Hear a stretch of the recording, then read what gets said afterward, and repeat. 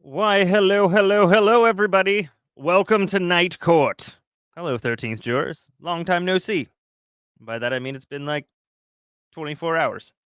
Probably a little bit less than that. Sorry we had to do a late night start.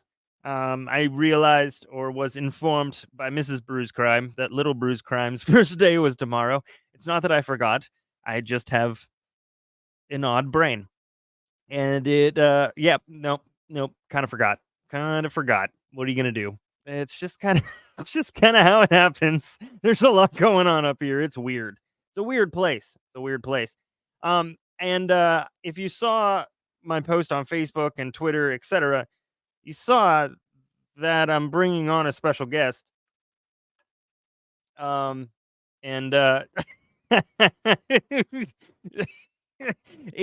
you're right. A child, yes. I shave and I turn into a 5-year-old. It is true. It's true. I'm so sorry. It's so late, everybody. Odd brains unite. Hello, Flight Girl. How's it going? Hello, all my mods. A spicy brain. If my screen's sharing, I'd hit the right sound effect right there. Who is it? Who is it? I'm glad you asked. I'm so glad you asked. I'm going to tell you right now.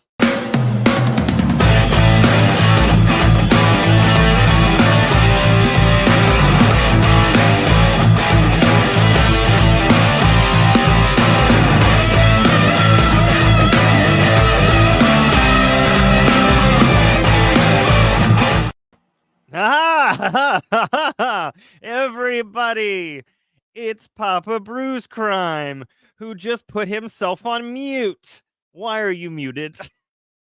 Unmute yourself. I'm best heard that way. That's not true. I had mentioned everybody is so excited. Yay! Papa Bruise Crime. The adult supervision is here. You are correct. What you don't know is I learned everything from him. So, hello, everybody. I've been telling them about my car saga, and of course you Papa BC played a part, of course, and I think you can see the comments on the side, right?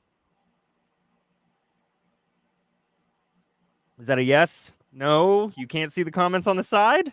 No. No? Okay, well, then I will bring them up on the screen. No. Hello? Hello? Oh. Hello, everybody. Uh-huh. You did guess it right. You and Lisa Wilmot, you all guessed it right. Well, Baju guessed it right. Let's see. I know that there's going to be some questions, and and that's okay. I have no shame. I did not put any limitations on what Papa Bruise Crime can say. So, Sam, that's too nice. Oh, thank you. I do too. Nah. Before we get into chatting, I do want to do. We always do a video of the top 3 for the first 3 people who are in chat. And so I'm going to do that right now.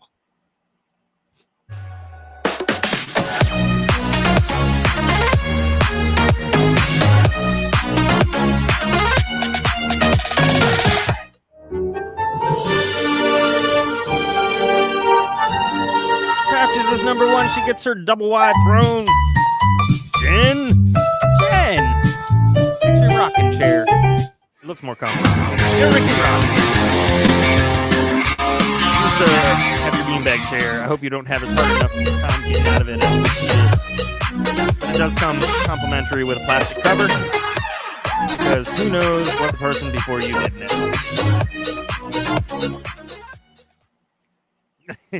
know. So congratulations to everybody.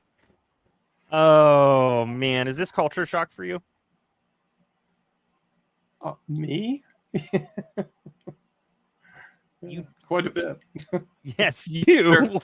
Yeah, very, very awkward on these kind of situations. So, unlike you did not get this from me. So, Jada wants to know who's chasing you in the background. Oh, that's just some scuba diving pictures. So, and James Bond. So, James Bond, of course. Matthew Harris Law, hello, sir. Welcome in. Corey asked, is Papa Bruce into scuba? Very much so. Yeah. My last dive was in Key West on the Vandenberg. So it's about 110 too foot long dive. ago. Yeah, way too long ago. Yeah, I injuries need you to kind either of move the mic closer or talk louder. Pretend. Give me a second here. Okay, all right. Is that any better? Yes, totally. Okay. He's louder than he comes across. Don't worry. It's all nonverbals. Right? Yeah. They've decided that you should be nominated for Trial Daddies. Trial Daddies. Mm-hmm. It's a calendar. Sounds good, I guess. Yeah. When Papa Bruce says you did not get this from me, what does he mean by this? Drama, acting, most likely. The art side of things came from him. Me going into the acting, dancing, all that specifically, and performance, not so much. But guitar and singing and art, and that all came from you. Yeah, I guess so. Oh, yeah. Take some credit. Yeah. Take some credit. Yeah. Oh man, Alyssa wants you to teach her how to scuba. Oh, okay. All right. Yeah. Do you live near a body of water, Alyssa? No, wait, no, you don't. I don't think. Well, you just need a lake or quarry. I first learned at college in a quarry, so that's where you find bodies. Well, where we live near Youngstown, Ohio, you probably find them in the Mahoning River at times, but yeah. The mafia is still strong. Still exist in various forms. You once told me a story about dating somebody. No, don't go there. Who's don't go there. Oh man. Yeah. I'll just say it when you're gone. No, don't. Yeah, don't say that. There's no way those people are alive still. Yeah, there probably are. Yeah. Anyway. Yeah, no, when I first came back from the military, I tried to join the sheriff's team. And the main reason for the scuba diving team was to find dead bodies in the river. So, well, yeah. I mean, special I don't know what else you're gonna find. What else? What else would you be looking for? Evidence scuba of diving some on the police force. Yeah, that's about it. Evidence. Okay, all right. Jen wants to know: does Papa Bruce Crime have a funny story about me? About JT, a funny story. Well, I guess we start at birth. No.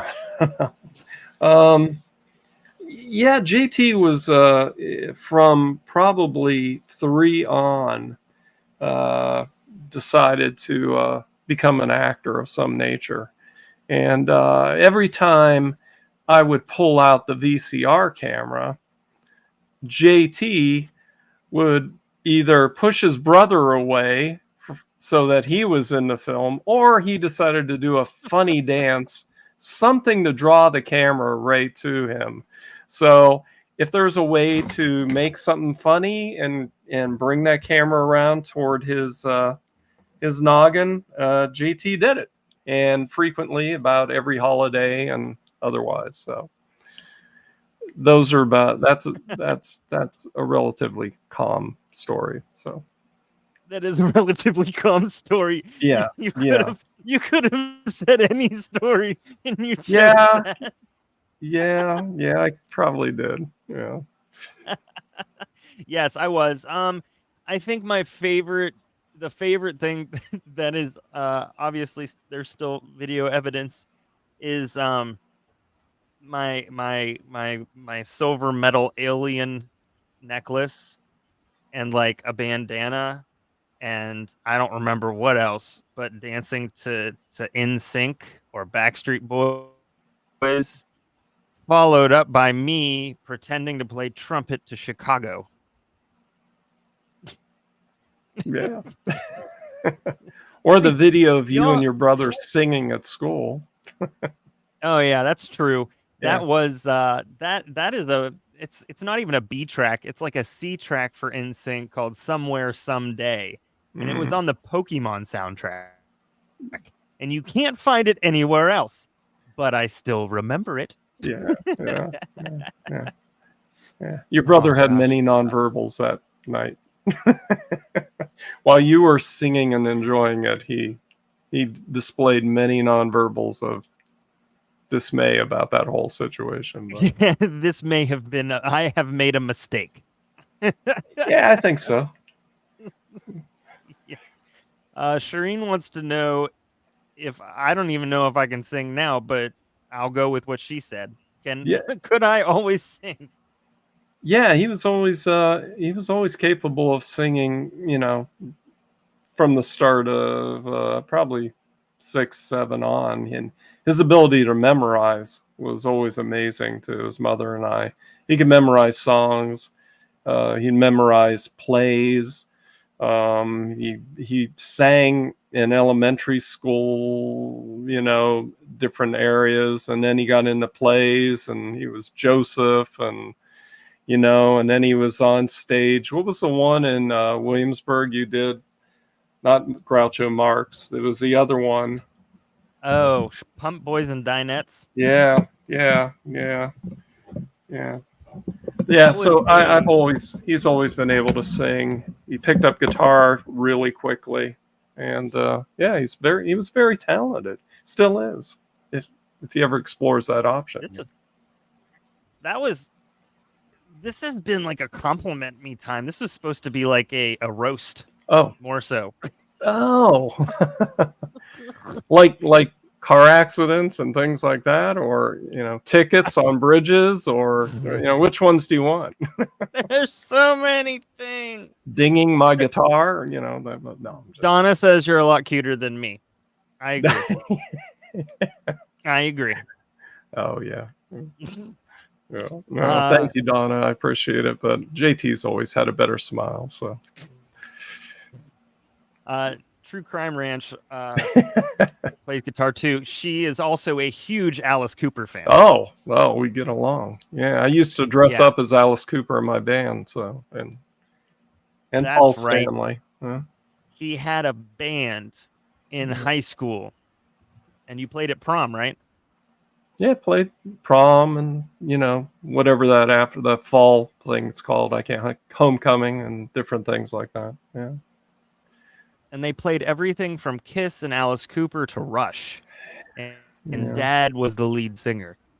Yeah. I'm going to brag on you now. Yeah.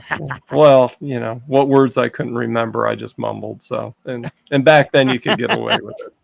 The mics weren't that good. I just saw a video of Gene Simmons mumbling some words to Rock and Roll All Night. Not a hard song to remember, but you know, everybody does it. Everybody does it.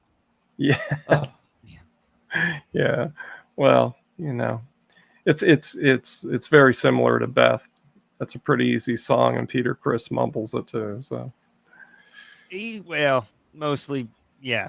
Mhm. He's clean now, but Well, not then. What is your listener's favorite Alice Cooper song? Oh, well, you'll have to. They'll answer. They'll answer. As we answer some questions of theirs. Let's see here. Okay. I could have put you in a budgie. That's wait, no, hold on. That's so he did get the yes, I did. Lisa said I could have put my dad in a budgie. I'm guessing you know what a budgie is. A budgie? It's a banana hammock. You froze. That's what a budgie. It's a banana hammock. Oh, okay. But also, Lisa, remember I was talking to you about the band Budgie? The silence. Do you remember? Can you hear me?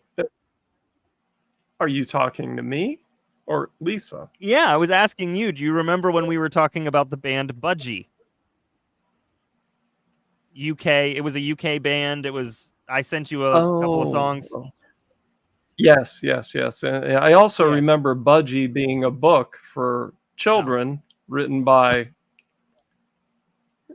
an individual of the royal family. So, you know. Wait, who wrote it? Maybe a generation thing right there, you know, maybe. Who wrote it? You're froze on my screen. I'm frozen, you're frozen, we're all frozen. Oh, you're back. Okay. Who wrote it? Who wrote this book? I have a feeling it's my Who wrote what book? Probably. Who Ferguson. wrote Budgie? Fergie wrote the book. Fergie wrote Budgie, which is also a euphemism, another word for Speedo, banana hammock, meat smuggler. Well, I believe it was a helicopter, so, you know.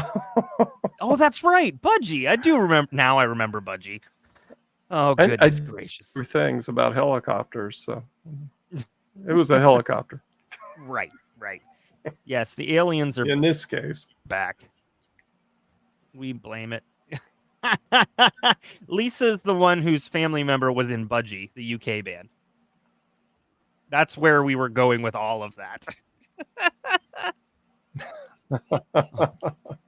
Virginia wants to know how old you are. 63. Old enough to know better not to get on my show. Yeah, there was much encouragement here, you know, like I'll tell the bad stories about you or something if you don't come on. So I didn't have to twist your arm that hard. No, you didn't. But somebody did want somebody did want let's see. They wanted some roasting me stories. Roasting you stories. Legitimate roasting stories. You can't embarrass me. Are we talking about dates? Dates that no, I'm not talking about that's dates, fine. Right? Whatever you want to do. Please. Cool. Huh? Well, like coming home place and finding somebody else at home with a date. You know, that was kind of an interesting evolution. I don't remember. You don't remember, huh? No. Second house in Virginia. Second house in Virginia. Okay. Well, that's good, let's see. The other one was other things. Who denying speeding tickets on the bridge? Wait, and, you know. Hold on. Wait. Hold on. Go back. Go back. I want to know who this was. Who was I dating? Where are we going? Give me the first initial of the first name. JT, I remember every girl you dated. It was, oh, you were taking German at that time. Can't remember. I think it was 11th grade, maybe 12th. Oh, I can't remember.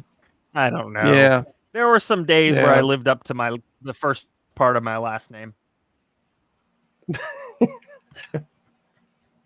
Yeah. See what I did there? Yeah. I mean, there's a lot of knucklehead stories in regards to him and his brother, but, I got to say, overall, JT was a pretty good kid. He didn't do too much too wrong.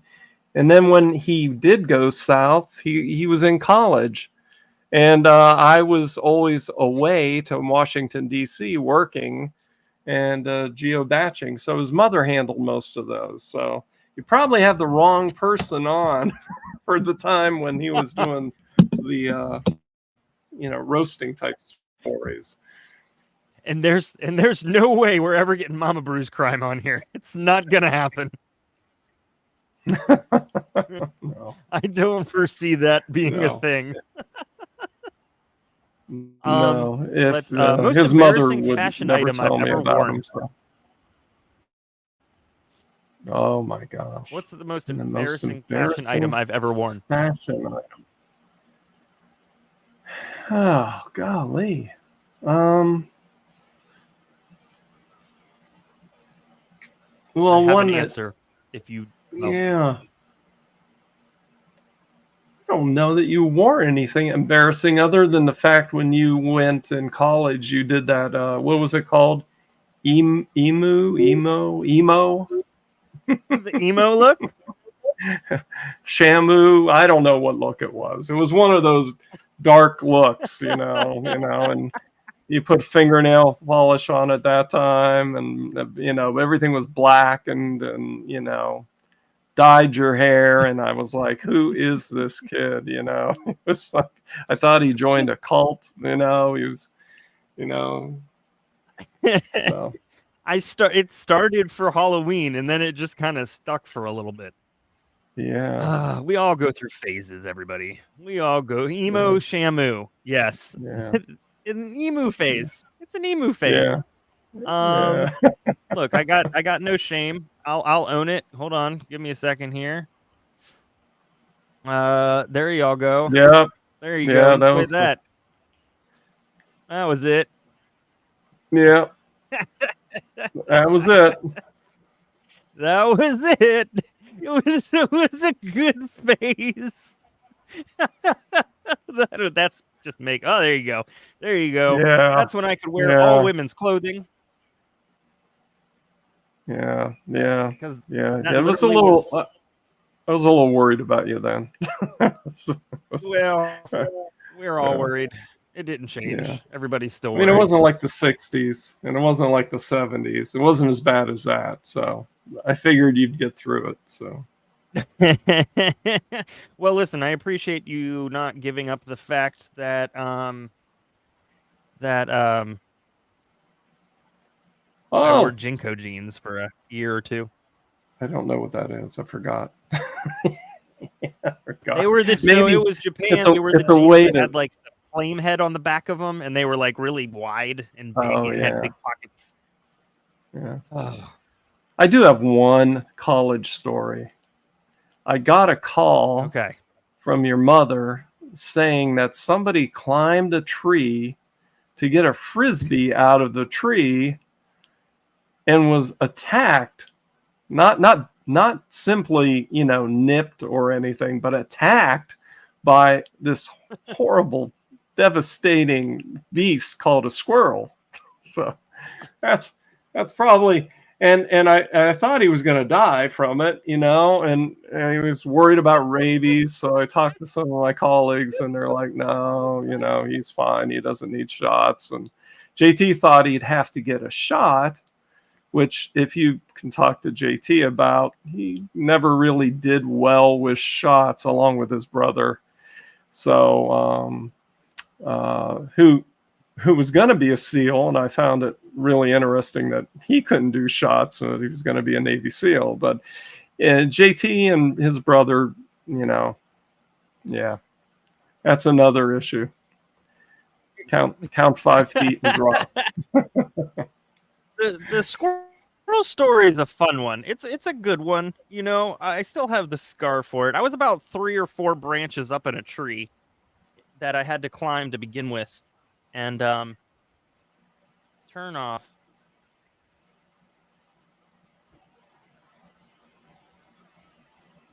Okay, sorry. And I had to shimmy up and then hit three rows up, and I went to grab the frisbee, and I didn't see a nest, and it happened to be a squirrel nest. And so, I thought, well, this is a good idea, and it's a good time for me to let go. So I let go. I fall out of the tree. The squirrel lands on their feet and go right back up the tree. And I'm sitting here looking at my finger that refuses to stop bleeding. And yes, you're right. What was really weird was going to the hospital on Langley Air Force Base and being told that squirrels in that area don't have rabies. How do you know? That's all I'm saying. Well, nobody returned from a squirrel bite with rabies, so that's probably how they knew. They don't see too many attack squirrels. We were used to weapons, and so they could have been wrong. They're just they're used to bullets and things like that. They're not squirrel attacks. Although it could have been a drone, an early model of a drone. We don't know. Yes, they chase people. It's true. I made friends with a squirrel in the Grand Canyon. So we kind of got on better terms for sure. Lisa says that she had a squirrel stuck in her hair. Oh my gosh. That would be terrorizing. You are tearing me apart, Lisa! It's just so hard. That's rough. Yes. The birds work for the government. The squirrels work for the government. They've just got everybody on their payroll. They won't promote people right now, but they have everybody on their payroll. Well, the birds offer aerial bombardment and spreading of the plague and other diseases. So I agree. I did. The car was washed, and then immediately a bird with an issue decided to hit the hood. So that was fun. Yeah. What happened? All right. So before you go, there is something that we do on this show once a night, and it is well, I'm just gonna play the intro.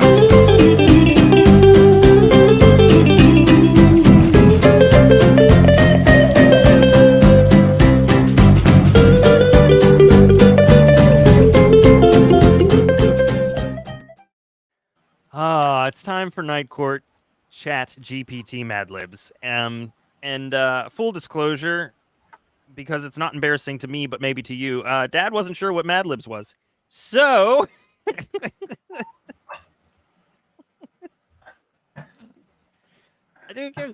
you were busy doing other things. You had no need for Mad Libs. All right. So here's what it is. I've got a series of topics that I will ask you about. Oh wait, hold on. RA, hello, thanks for joining. He said, I feed a small army of squirrels with my giant pecan. One day I'll marshal them into their ranks and send them out to take over the world. It's North Carolina. It could happen. All right, so here we go. I'm going to give you some things, and you'll have to just give me either the first thing off the top of your head or think about it for a second. So the first thing that I need is the name of a criminal, a real-life criminal. Are you talking to me? I'm talking to you. There's nobody else on this call. Okay. Capone. Okay, Al Capone. All right, a color. Copper. All right, an adjective. You know how good I am with English, right? A describing word. I know. Vicious. Ooh. All right, a weather phenomenon. Hurricane. All right, a planet. Can it be a non-planet? No, Saturn. It could be whatever you want it to be. Let's be honest. Yeah, no, they took Pluto out, so that was my favorite. So Pluto will always be a planet, so I will pick no, Pluto. they downgraded it. So what are you gonna It's do? fine. Downgrade, whatever. That's cool. Sport. Say that again. A sport. A sport. Oh, well, let's go with soccer. All right. A famous actor or actress.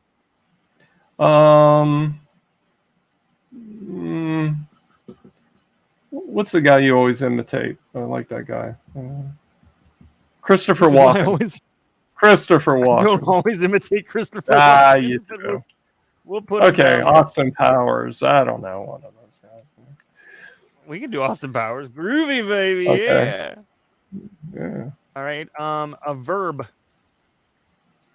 A verb. Kill. Ooh, okay. A superhero. Captain America. All right. A supervillain. Or Aquaman. Huh? A supervillain. Simon Bar Sinister. All right. An exclamation. Something you yell. Something you say. Whatever. Can I say anything? Or Yep. This is a PG-13 show. It's Night Court. Oh, okay. Say S. ... You're adorable. We'll go with Scheisse. Okay, that works. All right. And then finally, the genre of this story. The genre of the story. Yep. I don't know. Give me an example. Romantic comedy, mystery, horror. Let's go horror. Slasher. All right. Let's go horror.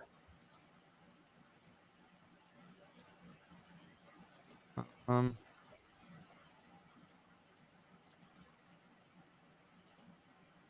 right. It is writing right now. Oh, artificial intelligence, how I love thee. It is writing. So this is AI produced? Yep. Sure That's is. Pretty interesting. All right. What is the name of this story?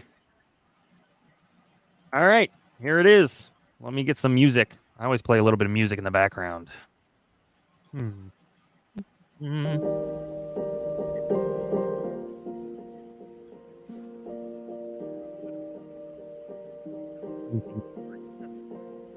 Story provided to you by Papa Bruce Crime is called The Resurgence of Copper Moon, Al Capone's Vicious Return.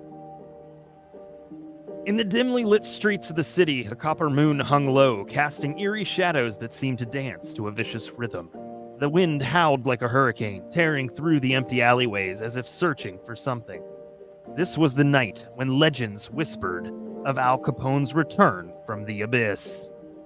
I need a better song. That'll work. Al Capone, the notorious criminal, had been presumed dead for decades, but whispers grew stronger as the copper moon's glow intensified.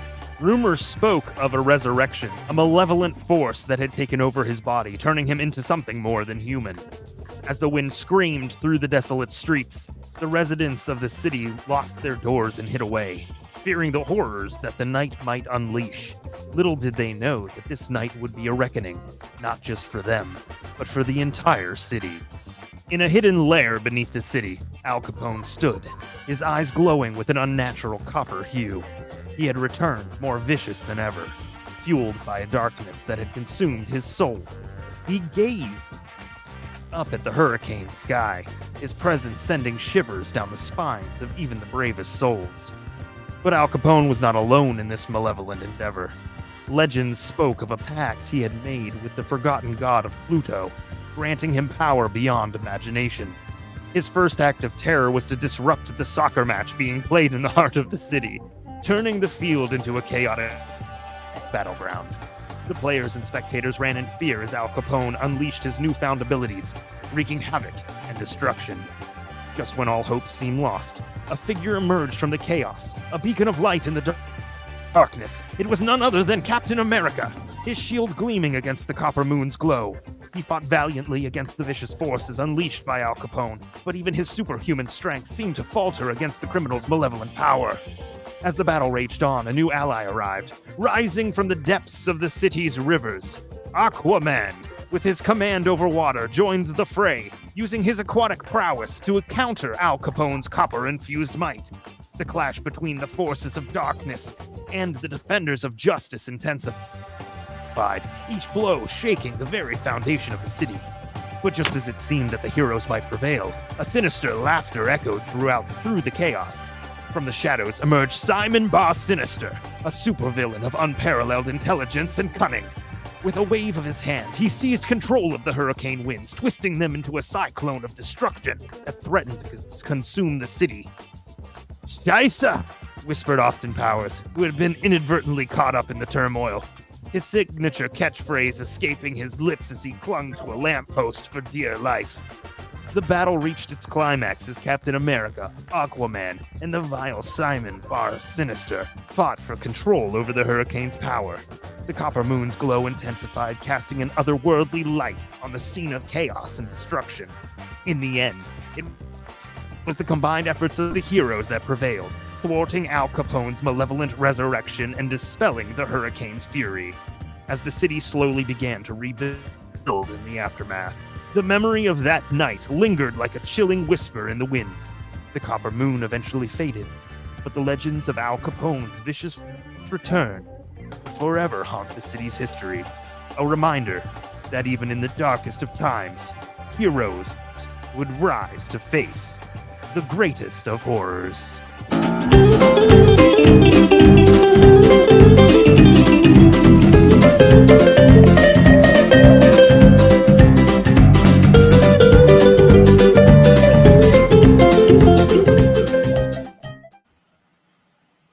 What'd you think?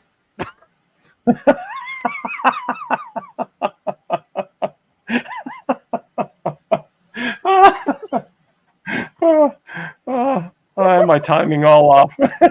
Sorry about that.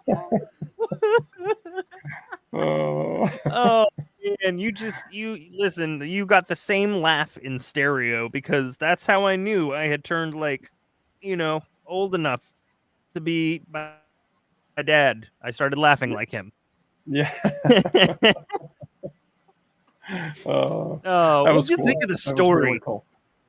Yeah, I liked it. Yeah, a lot. I mean, I can't believe it happened. Artificial intelligence was something else. Yeah, where was it when I was a student? Says, yeah, right. Did your dad know I knew Al Capone's daughter? I don't know how well she would have liked that story. Probably, I would assume, probably not. Yeah. Tell her I apologize. He was really handing it to Aquaman and Captain America for a while, and then Mr. Bar Sinister showed up, and everything went south. Yeah. Oh, wow. That's wild. Yeah. There's a lot of ethical discussions about AI and writing, but you can see how quickly that developed that entire story, and how quickly students can use it to write a paper. So. Yeah. It leads me to believe that, creativity is going to really be hurt by AI. I have a feeling. I mean, from the sense of an individual's perspective, you know, I don't know. Do other people write those? I don't know what AI. What if AI commits a crime? See, therein lies the questions, right? The argument is kind of like it's like I mentioned we talked about this a little bit when you were here, ethical altruism, where it's like AI might be crappy now, but it's going to be good in the future in 500 years where people actually need it. Well, guess what? People actually need food and shelter and stuff right now. They don't need you to spend millions of dollars on AI. And so that just makes them feel Right. better, about doing it. Yeah, the thing about the AI is that it pulls in everything that everybody's asking it. It pulls in information from the web, and then whatever you ask it, it'll combine it all together. So if I ask it to write a song,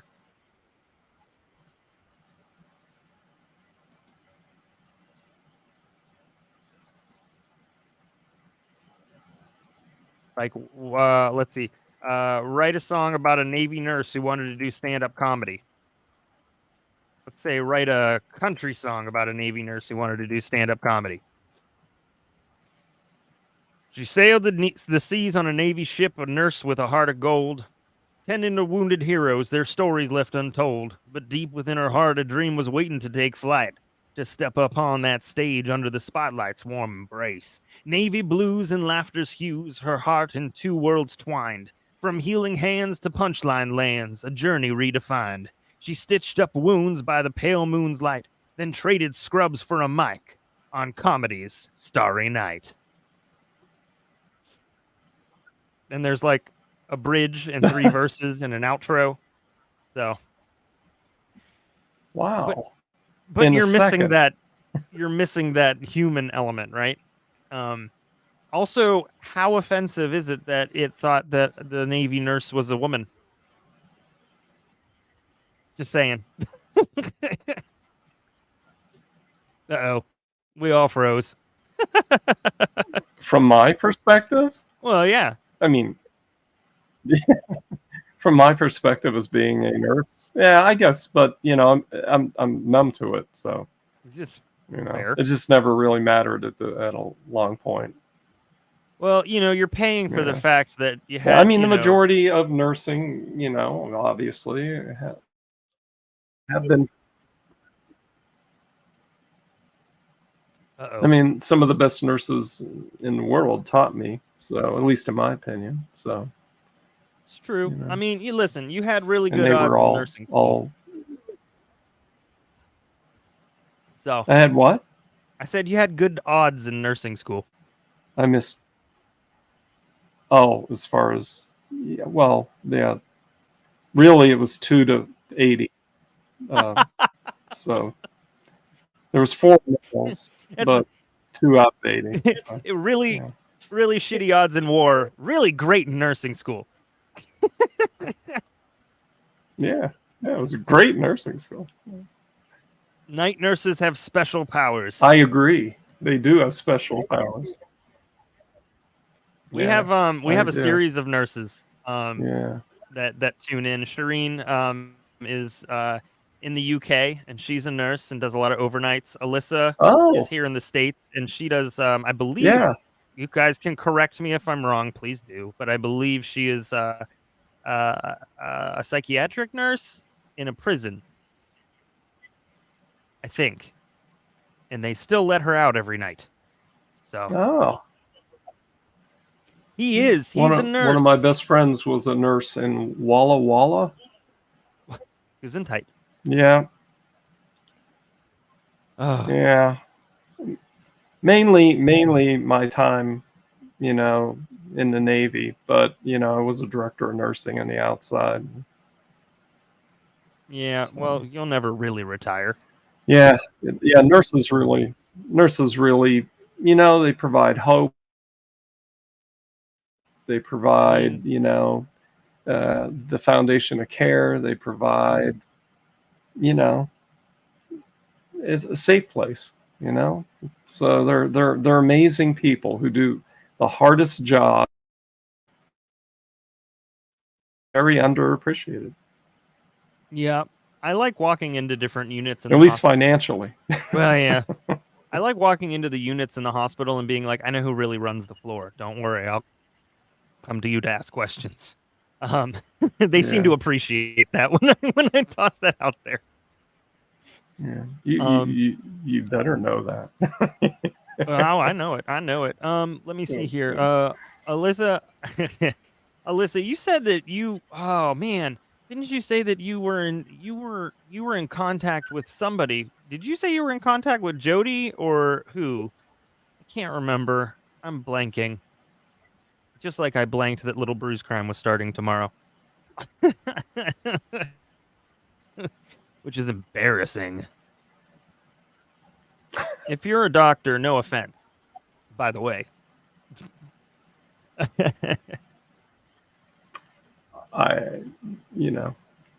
Or plenty of offense. I don't know. Yeah. See?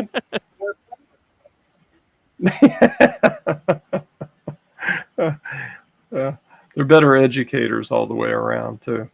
So, well, I mean, compassion, I think, really is the key to caring. So, and I think that's where nurses have it, where maybe some others get wrapped up in the science of, medicine in general. So there needs to be a balance. You forget the person behind the moniker patient. Yeah. Mm-hmm. Yeah. I mean, people are definitely more than a set of stats, right? Angie, you froze something. Angie said, I'm not a doctor, but I stayed at a Holiday Inn Express.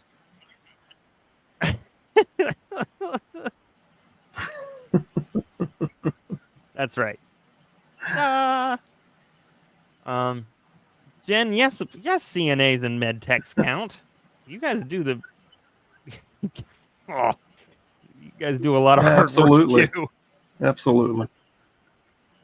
Yeah. And LPNs, when in certain areas it still exists as well. LPNs really, when I first got to my first floor, really were the foundation of my practical knowledge all the way around and saved me many times over. So, and orderlies, don't forget orderlies. Even though they're not in vogue anymore, having been an orderly, helping nurses out at one point, at least lifting and catheterization and all that stuff. No thanks. It's always a lively time being an orderly in the morgue. Yeah, that is a lively time. Yeah, there's nothing like being a night orderly. Yeah. Ugh. Yeah. We used to do autopsies in our hospital. You'd see all the organs and yeah. That would be Mama's Bruce Cram's favorite part.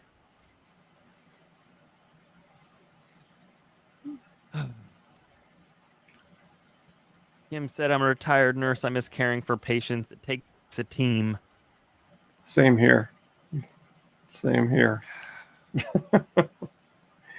Yeah. But I get to care for Brother Brewmeister.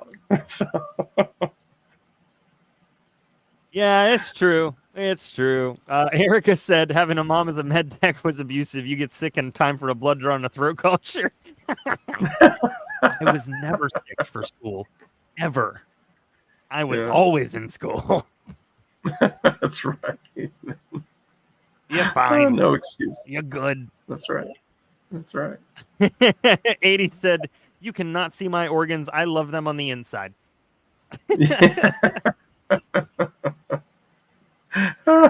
Listen, at least take him out on a date first. That's all I'm saying. You can have a weekend at Bernie's. Well, it is getting towards the time where we probably need to start the Jodi trial. Yep. We are experiencing quite the testimony from Dr. Richard Samuels, who is a forensic psychologist, but had an ethical issue and was removed from the board in New Jersey and then moved to Arizona. And and is still considered an expert, I guess. So here we are. We learn a lot. You're going to school, JT. You don't have malaria. We are in Virginia.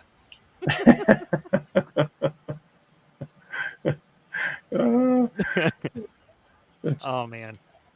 Yeah. Well, malaria's back. Dad, So. Papa BC. I love the fact that they naturally called you Papa BC like a week ago, because that's what I called my grandfather, aka your father, was Papa. Yeah. And they just kind of pulled that out of the air. And so I kind of like it. I think it's going to stick around.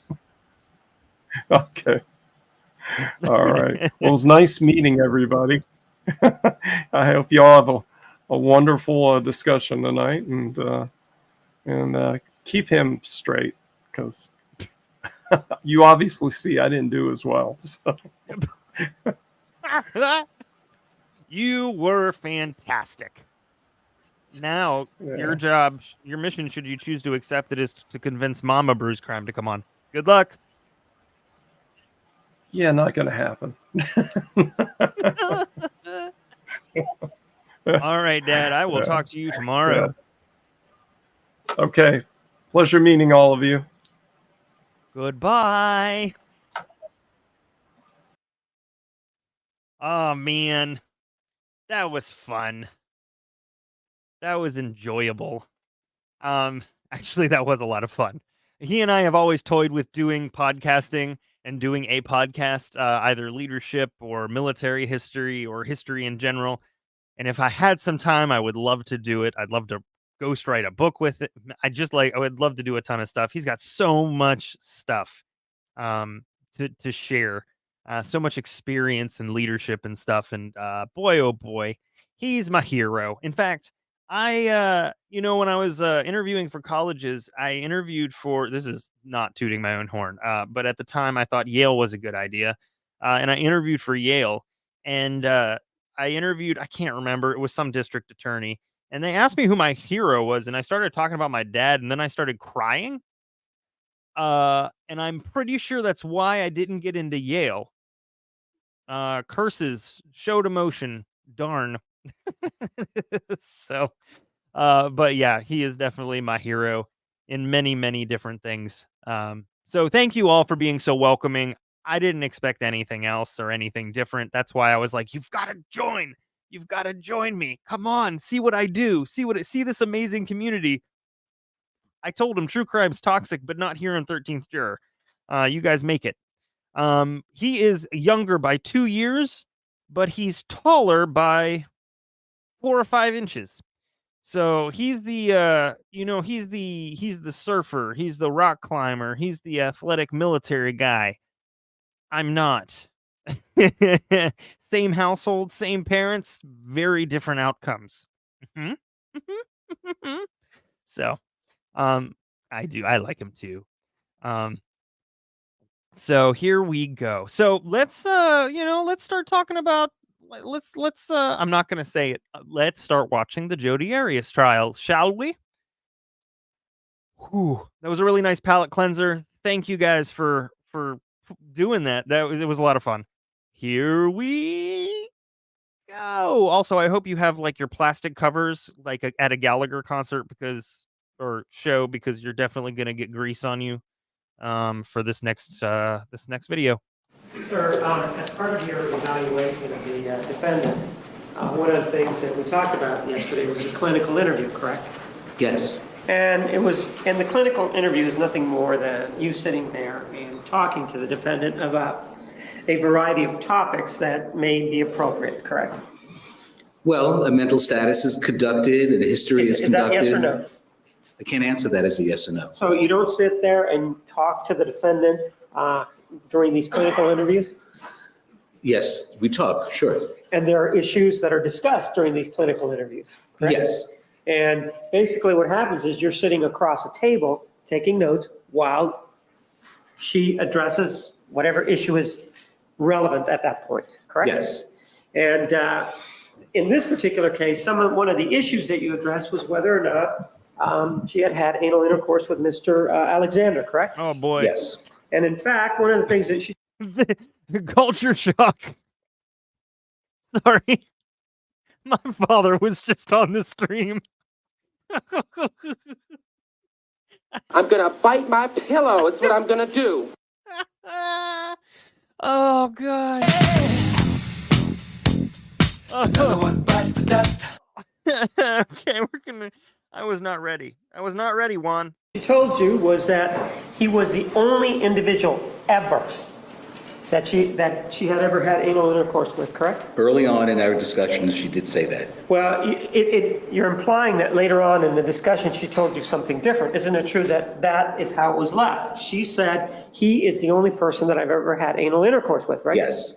Additionally, one of the things that we've heard was that, and you discussed other aspects of the sexual interaction between her and Mr. Alexander, correct? Yes.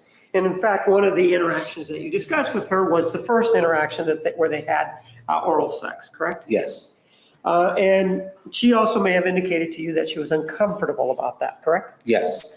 But isn't it true, sir, that she has had up to that point, an extensive experience in oral sex? She had told me she experienced it before then, yes. And in fact, it started when she was, at least she told you, it started when she was at the age of 15, correct? Objection relevant. Overruled. Yes. And in fact, she was the one that initiated this oral sex with an individual by the name of Clinton, right? I don't know if she initiated or not, but she did engage in it with him. With an individual by the name of Clinton, correct? Yes. And so it isn't a situation that He knows she what's was up. uncomfortable because it was a first time kind of thing with Mr. Alexander, was it? No, that wasn't it at all.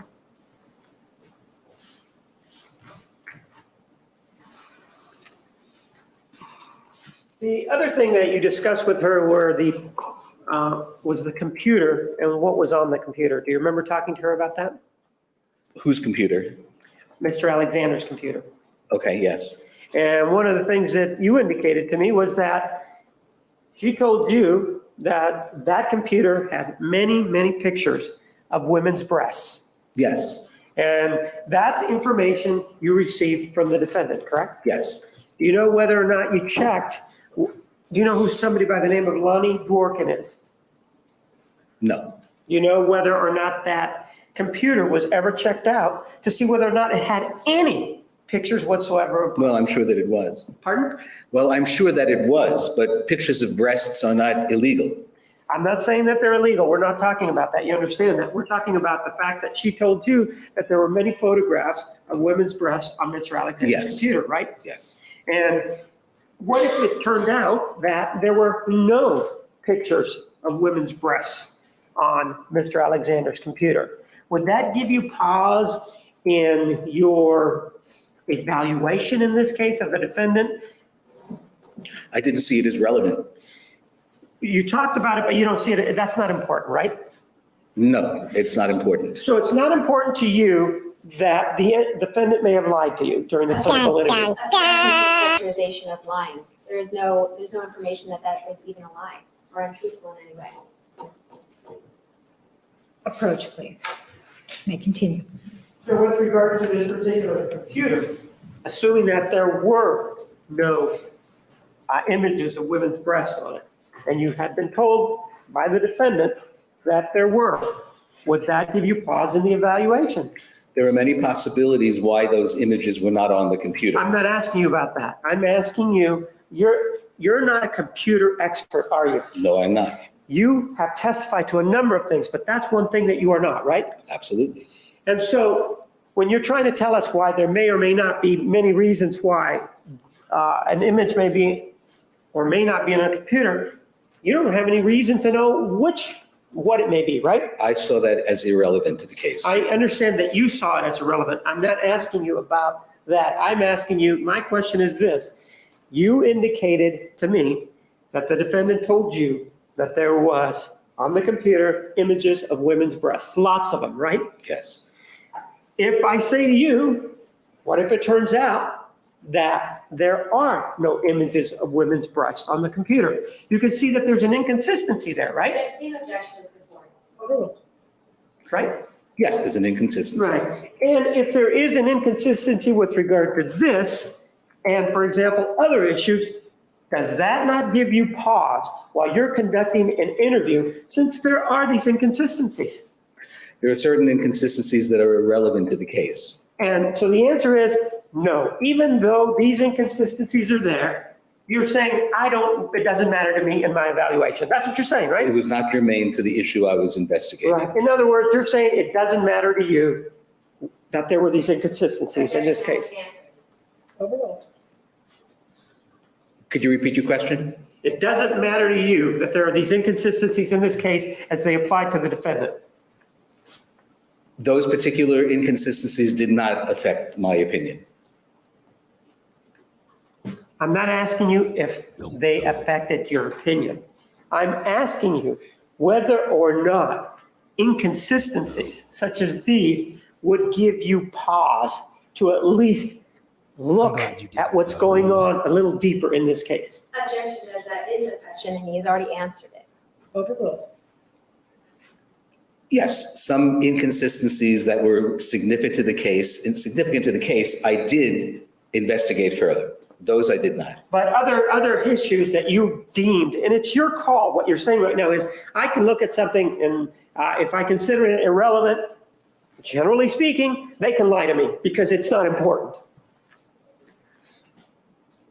I did not assume that it was a lie. No, that's not what I'm asking. My hypothetical to you is, generally speaking, not this case, generally speaking, if an individual lies to you about something that you consider irrelevant, then it's no harm, no foul, right? It depends upon what the issue was related to. Well, no, obviously, if it's important to the case and the aspects of the case that I'm studying, I will certainly investigate further. But the fact that whether or not they were pictures of breasts on the computer. I'm not asking you about that. You're not letting me finish. The judge is not responsible. You may finish your response. Objection sustained. Finish your response. Thank you. The presence or absence of breasts on the computer was not of concern to me because there are many possibilities with my limited knowledge of computers that could account for that. And therefore, since pictures of breasts are legal and they did not come up anywhere else in the case, I did not see the need to pursue it any further. Are you done with your answer? I'm not completed with my answer. Sir, my question was something else. Hypothetically speaking, in a situation where there's something that, as you've just told us now, is irrelevant. You've told us that. In a situation where an individual is involved in a clinical interview like this, and there's an irrelevant issue as you've deemed it, and you find out later that that irrelevant issue, this individual lied to you about that, that still doesn't give you pause at all. I did not consider it lying. There was a discrepancy between what was on a Judge, he's not being computer. responsive to my questions. James, You need, listen carefully to the question. Repeat your Could question. you repeat your question? sure. Generally speaking, not in this case, if an individual in a case involving something that you say is irrelevant, you've already deemed that it's irrelevant, lies to you about that irrelevant aspect, what you are telling us is that it doesn't matter to you because you've deemed that it's irrelevant. It's a piece of information, but not to my evaluation, an important piece of information. Obviously, if someone lied to a pertinent and important fact in the evaluation, it would be investigated and it would strike a bell, and I would be far more concerned about it than something which I did not see as being relevant to the issues under study. So generally speaking, a person, when you're conducting these evaluations, they could lie to you about 10, 15, 20, 30, 50 things that you consider irrelevant. And that's part of the hypothetical that you consider irrelevant. That still would not affect your opinion in the case, correct? If they were 50, Overruled. if they were 50 or 60 points, yes, of course it would raise an alarm to me. But I did not see more than this one. Sir, you didn't see more than this one in this case? Well, other than the issues that were under control, that were under investigation, which were very important. So other than this issue involving the breast, you didn't see any other inconsistencies in this case? Is that what you just said? There were inconsistencies in the case. Yes or no? I can't answer that. with a simple yes or no. Well, didn't we just discuss this issue of anal intercourse with the defendant, Mr. Alexander? Yes, And you told us that she told you that she'd only had anal intercourse with Mr. Alexander, right? that's right. What if it turned out that she had anal intercourse with somebody named Bobby Juarez and Daryl Brewer? Would that be important to you? Yes, it was.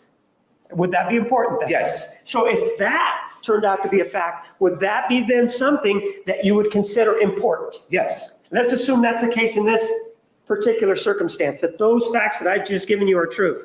Then would that affect your evaluation in this case, and how so?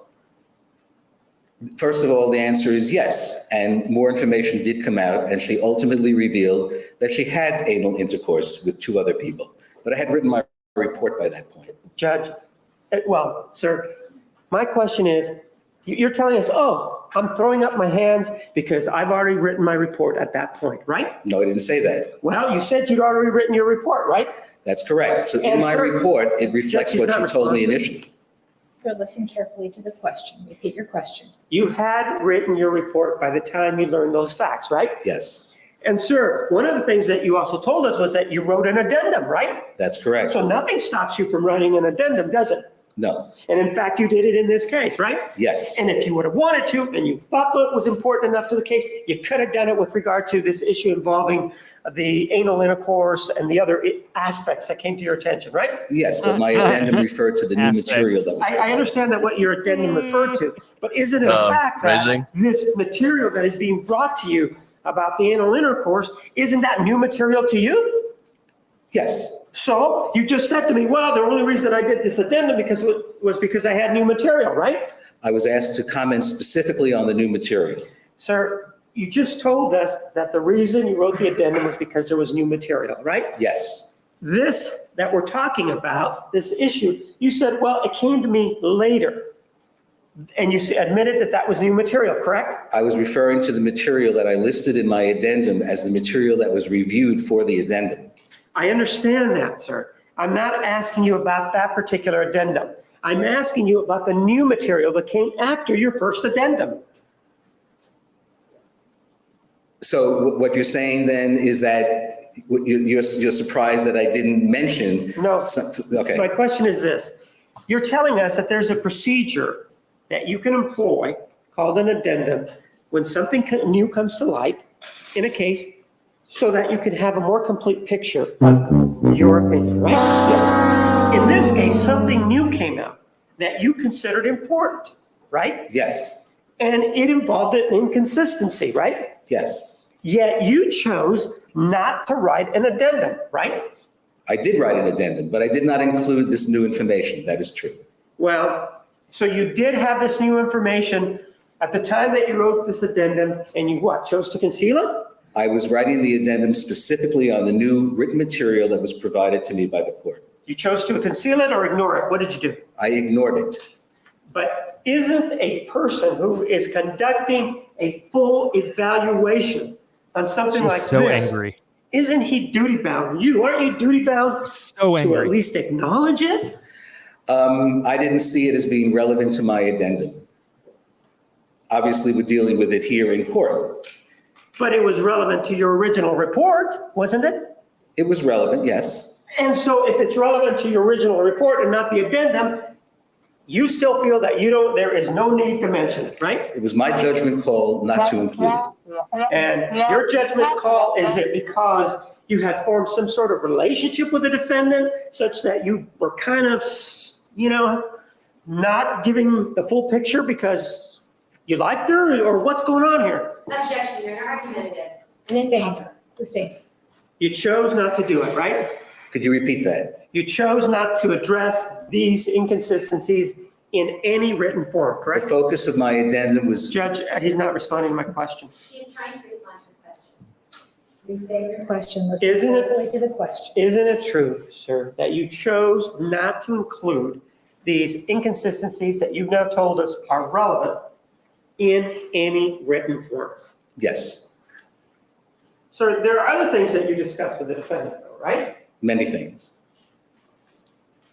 One of the things that you discussed with the defendant included the issue of the shower and her taking photographs of Mr. Alexander in the shower, right? Yes, And according to what she told you, it was actually Mr. Alexander who requested the photographs, right? yes. And did you follow up on that by taking a look at an interview between the defendant and Detective Flores where that issue is addressed? I believe so. And there is some conversation there about the victim's reluctance to have his picture taken, isn't there? Objection, Your Honor. Hearsay, and may we approach? You may. Sir, you wrote a report that codified or indicated this issue or talked about this issue involving the shower and the taking of photographs, correct? Yes. Take a look at Exhibit 538.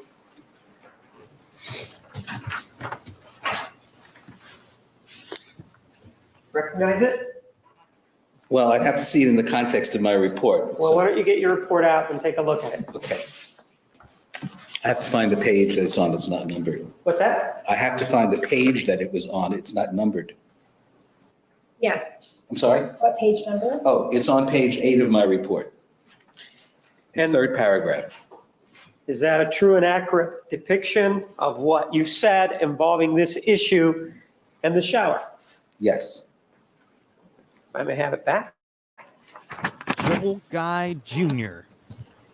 That's Joel And she Guy did tell you Jr. that it was his request to take Didn't come here to match. pictures of him with the water from the shower running at the time, right? Yes. Did you get a chance, as part of the review in this case, to see the interview between the defendant and Detective Flores? Yes. And there's an inconsistency there, isn't it? Well, I think she may have been talking about a different date. But whether it may be a different date, that's your interpretation of it, right? Me either. I'm Well, starting to from research it what now. I gather, from my recollection, it was referring to a different episode because there was not just one taking the photographs in the shower. And I don't recall that. I'd have to see the clip, obviously, to see and get a date of that interview. But if I recall, they were referring to two separate incidents. That's what you believe, as you sit here today, correct? That's what I believe, yes. You and the defendant also discussed what happened in the closet, right? Yes. And in fact, one of the things that she told you was that he was coming after her and that he grabbed her sweater or something like that, and she remembered the gun. May I see that again within the context of my report? Well, now let's play it, okay? Let me Oh, just play it, okay.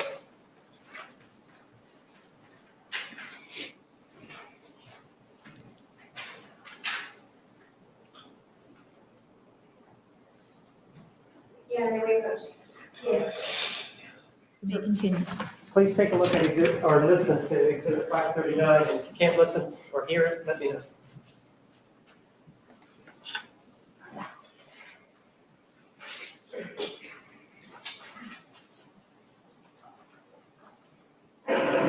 No, there's another door but he's coming after, he grabbed her sweater or something like that, she said.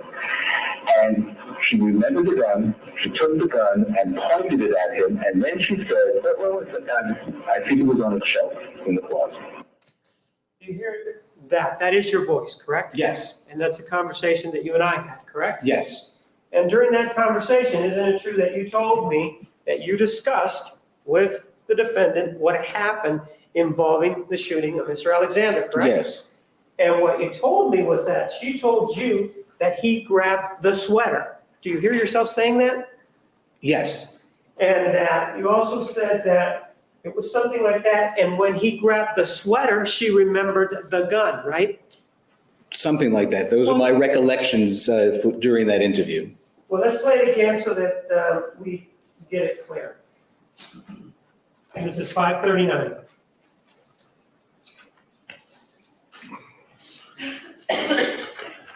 Well, now she's stuck in the closet? No, there's another door but he's coming after, he grabbed her sweater or something like that, she said. And she remembered the gun, she took the gun and pointed it at him, and then she said, well, gun, I think it was on a shelf in the closet. Did you hear yourself then? Yes, And you did say that he grabbed her sweater, right? yes. And this is according to her because you weren't there, right? That's my characterization. I'm not sure if she actually said sweater or just grabbed onto her, but it's possible that I said sweater. Well, you did say that, right? Yes, Those are your words, those are my correct? words. No one has done anything to your words, right? No, And you did say that he grabbed her sweater or something like that, right? right, You're indicating that Mr. Alexander according to the defendant, grabbed her by the clothing, right? right.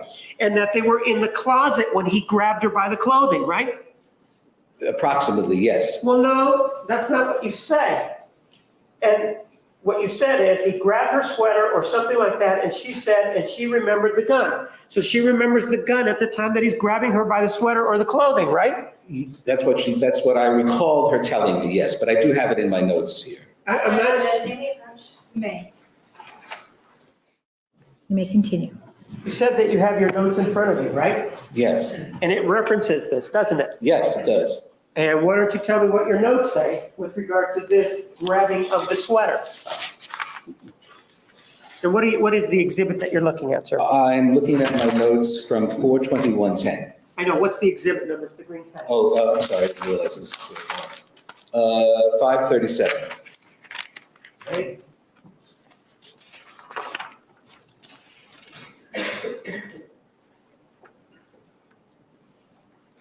Would you like me to read this whole incident? No, I want you to read the part about involving the sweater.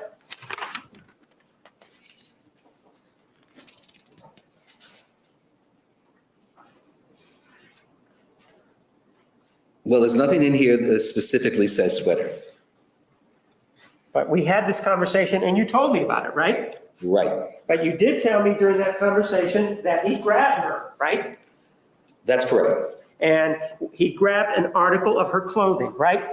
That's right, he did grab some article of. Right. And at the time that your notes reflect this, at the time that he grabbed this article of clothing is when she remembered the gun, right? That's right, And then that's when she got the gun, right? that's what was told to me, yes, And that's what you have in your notes, right? yes.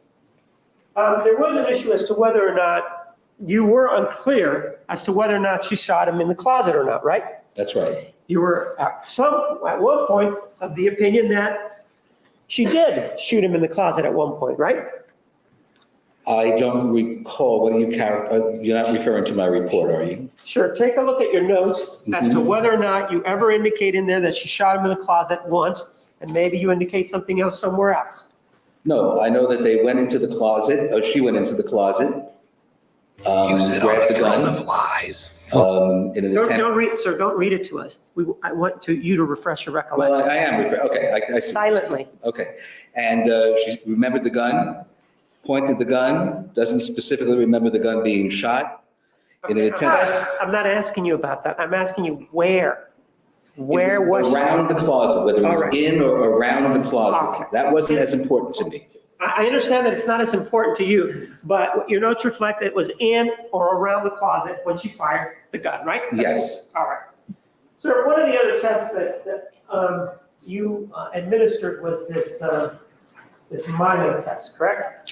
The Milan, Milan. It's MCMI, right? yes, And sir, yesterday, one of the things we were talking about was the answers to questions, or the questions in the other test, the PSD test, 15 through whatever the remainder were. Did you bring those with you? I did, May I take a look at them, please? sure.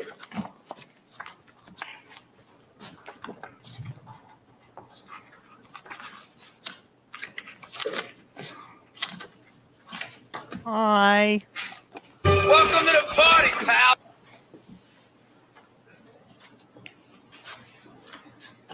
What specifically are you looking for? The questions to the PSD. Yes, I have those.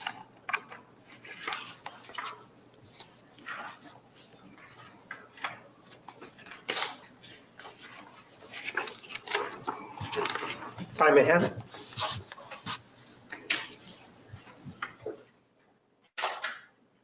And sir, this is the packet of questions that you sort of put under the, or in front of the defendant so that she can answer, correct? Yes, Well, then why is it, sir, that it was faxed to you on January 22nd of 2010? I mean, don't you just have these sitting around or what? Those questions? Yeah. It's probably just a fax that I have laying around. I made a copy of something I had in my drawer for purposes of court. But it's not necessarily the exact set of questions that I handed her. I have about 10 copies of that. Well, what I'm talking about, sir, is that, take a look at Exhibit 534. Which exhibit is that, sir? I'm going to show it to you once it comes on the monitor, and I'll do it right now. This is the PDS that you told us yesterday you administered to the defendant, correct? Yes. And the date on there is January 15th of 2010, correct? Right. Whereas the date on this one here, 540, is January 22nd of 2010, correct? No, you're incorrect. That may be the date that's on there, but that's not the same list of questions that I gave her. I have numerous copies in my office, and I simply prepared copies for court and stapled groups together. That's not the same copy that was given to her. The fax date on there is irrelevant. So what you're saying is what you gave me is not the paperwork that you actually gave her. It's a copy of what you gave her. It's a copy of what I gave her, yes. What happened to the one that you actually gave her? It's somewhere in my drawer. I have 10 copies of questions, and I take them with me when I use it. I get the questions back. full of I women. put them back in my drawer so that I can use them again. So this is something that you keep reusing again over and over. And The you don't- questions, yes. And you don't keep a separate sheet in the file of the person that you conducted the That would test be on? unnecessary. So the answer is no, you don't. Could you repeat the particular question that you want me to say You yes or no to? don't keep the actual questions along with the answers as part of the file. Not the one that was touched by the client necessarily, no. Do you keep a copy of the questions along with the answers in the file always? No. In other words, what you're telling us, I believe, is that you only keep the answers, you don't keep the questions in the file. That's correct. It's unnecessary.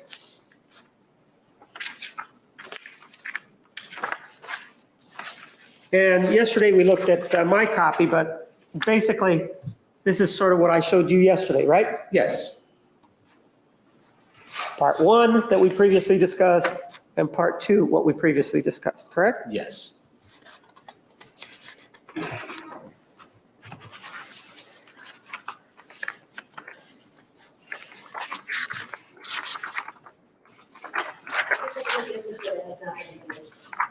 I move for the admission of exhibit number 540. 540 is admitted. You see question Welcome. 15 here? Welcome. Yes. If we then go to question 15, it says, how long ago did this traumatic event happen? Do you see that? Yes. What's the answer? Well, why don't we take first a look at item 14 to Right. see which one she marked off. And Number that was- 4, That was number 4, a non-sexual assault by a stranger. right? And how long ago was it? That she indicated in Yes. here? Yes. 15, 4. 6 months to 3 years. And we're again talking about this incident that she described to you when a guy and a girl came in and killed Mr. Alexander, correct? Because that's what she's describing to you previous to this, right? Yes, I believe so. And during this traumatic event, she was asked if she was, number 16, physically injured. Right? Yes. And her answer was, there's Yes. 2 of them. Well, no, there's a yes and there's a no. Is it? So it's a yes, is She that what we're checked looking? off under the yes. Okay. And then 17 was someone else physically injured? She said yes, correct? Yes. Number 18, did you think that your life was in danger? And she said yes. Yes. And she was in danger from these 2 individuals, correct? Yes, at that time. Right. But this is when she filled this out, right? Yes. And number 19, did you think that someone else's life was in danger? Of course, she's talking about Mr. Alexander based on what she told you, right? Yes. And number 20, she was asked if she felt helpless. And 21 if she felt terrified, right? Well, yes, you have that covered, but yes, that's what I would call it. And she felt helpless and terrified because of these two individuals that had come into Mr. Alexander's house, right? Right, or something that occurred at that time. Well, no, at this particular time, the story was that, or her statement to you was that a man and a woman had come in and killed Mr. Alexander, right? Yes, And that was your realm of knowledge at that point, correct? When you administered this, right? yes.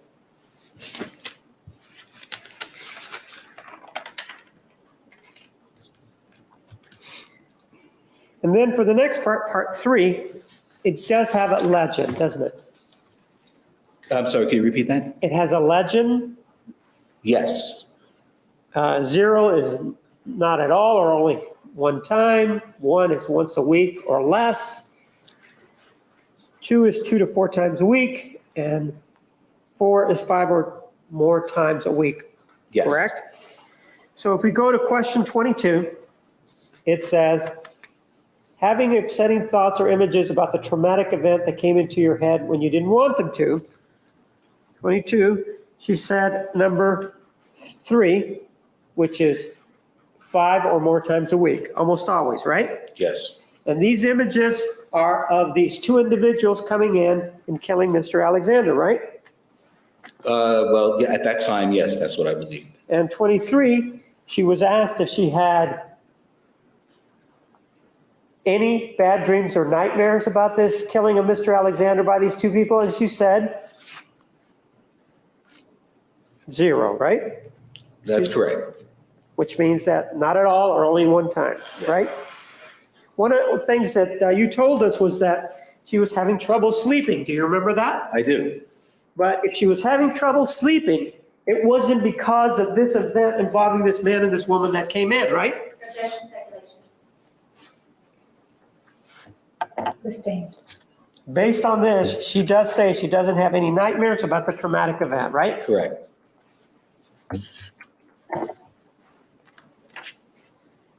In terms of reliving the event, number 24, she answered 1, which is once a week or less, right? Yes. And again, we're talking about the same event at that point involved a man and a woman, right? Well, we don't know that. Well, yeah, you do know that because that's what she told you at that But that's time, what you right? told me, but I want to make it very, very clear. Is that what you told me? Objection, may he finish his answer, please? Yes. I'd like to make it clear to you that she's responding to some trauma. Nowhere on the test, except when it asks to describe the trauma, is the trauma, specific trauma, that important. In other words, it's not critical to the outcome of the test. In her thinking and in her responsiveness, she could have been responding to the trauma that occurred on that day. Granted, she told me one story, and we found out later that there was another story, but both would have been perceived as traumas. So it's possible, and I'm not saying that it is for sure, it's possible that the trauma she was referring to was actually due to the killing. But because of the story she constructed, she had to attribute it to this made-up story. You don't know that, do you? No, I don't, I'm speculating. Right, made it up right now, speculating. No clinical judgment, sir. That's made up. Overruled. Ooh. Clinical judgment. Sir, you just used the word speculating, didn't you? Okay, I used the word. I object. And speculating means it could be made up, right? Ooh. Did you see Miss Wilmot's face? She shook her head at this witness just now. Holy cow. Was she instructing the witness how to answer? No, I don't, I'm speculating. Right, made it up right now, speculating. No clinical judgment, sir. That's made up. Overruled. Clinical judgment. Sir, you just used the For word it? speculating, didn't you? Okay, I used the word. Okay, Lisa. Sure. Or And Wilmot. speculating means it could be made up, right? Yes, that's one possibility, it could be. All right, thank you.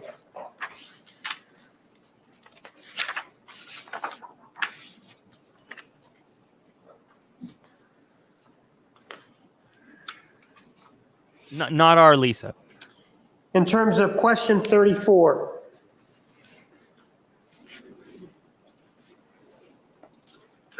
You said, the question was, are you having trouble falling or staying asleep? You said that, see that? Yes, And question 34, her answer was number 2, right?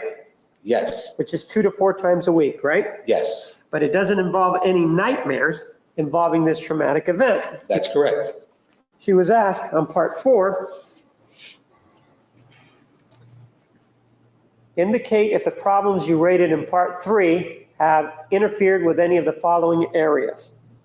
Correct? You see that? Yes, And she says, except for 45, schoolwork, that all of this has interfered with work, household chores, relationships with friends,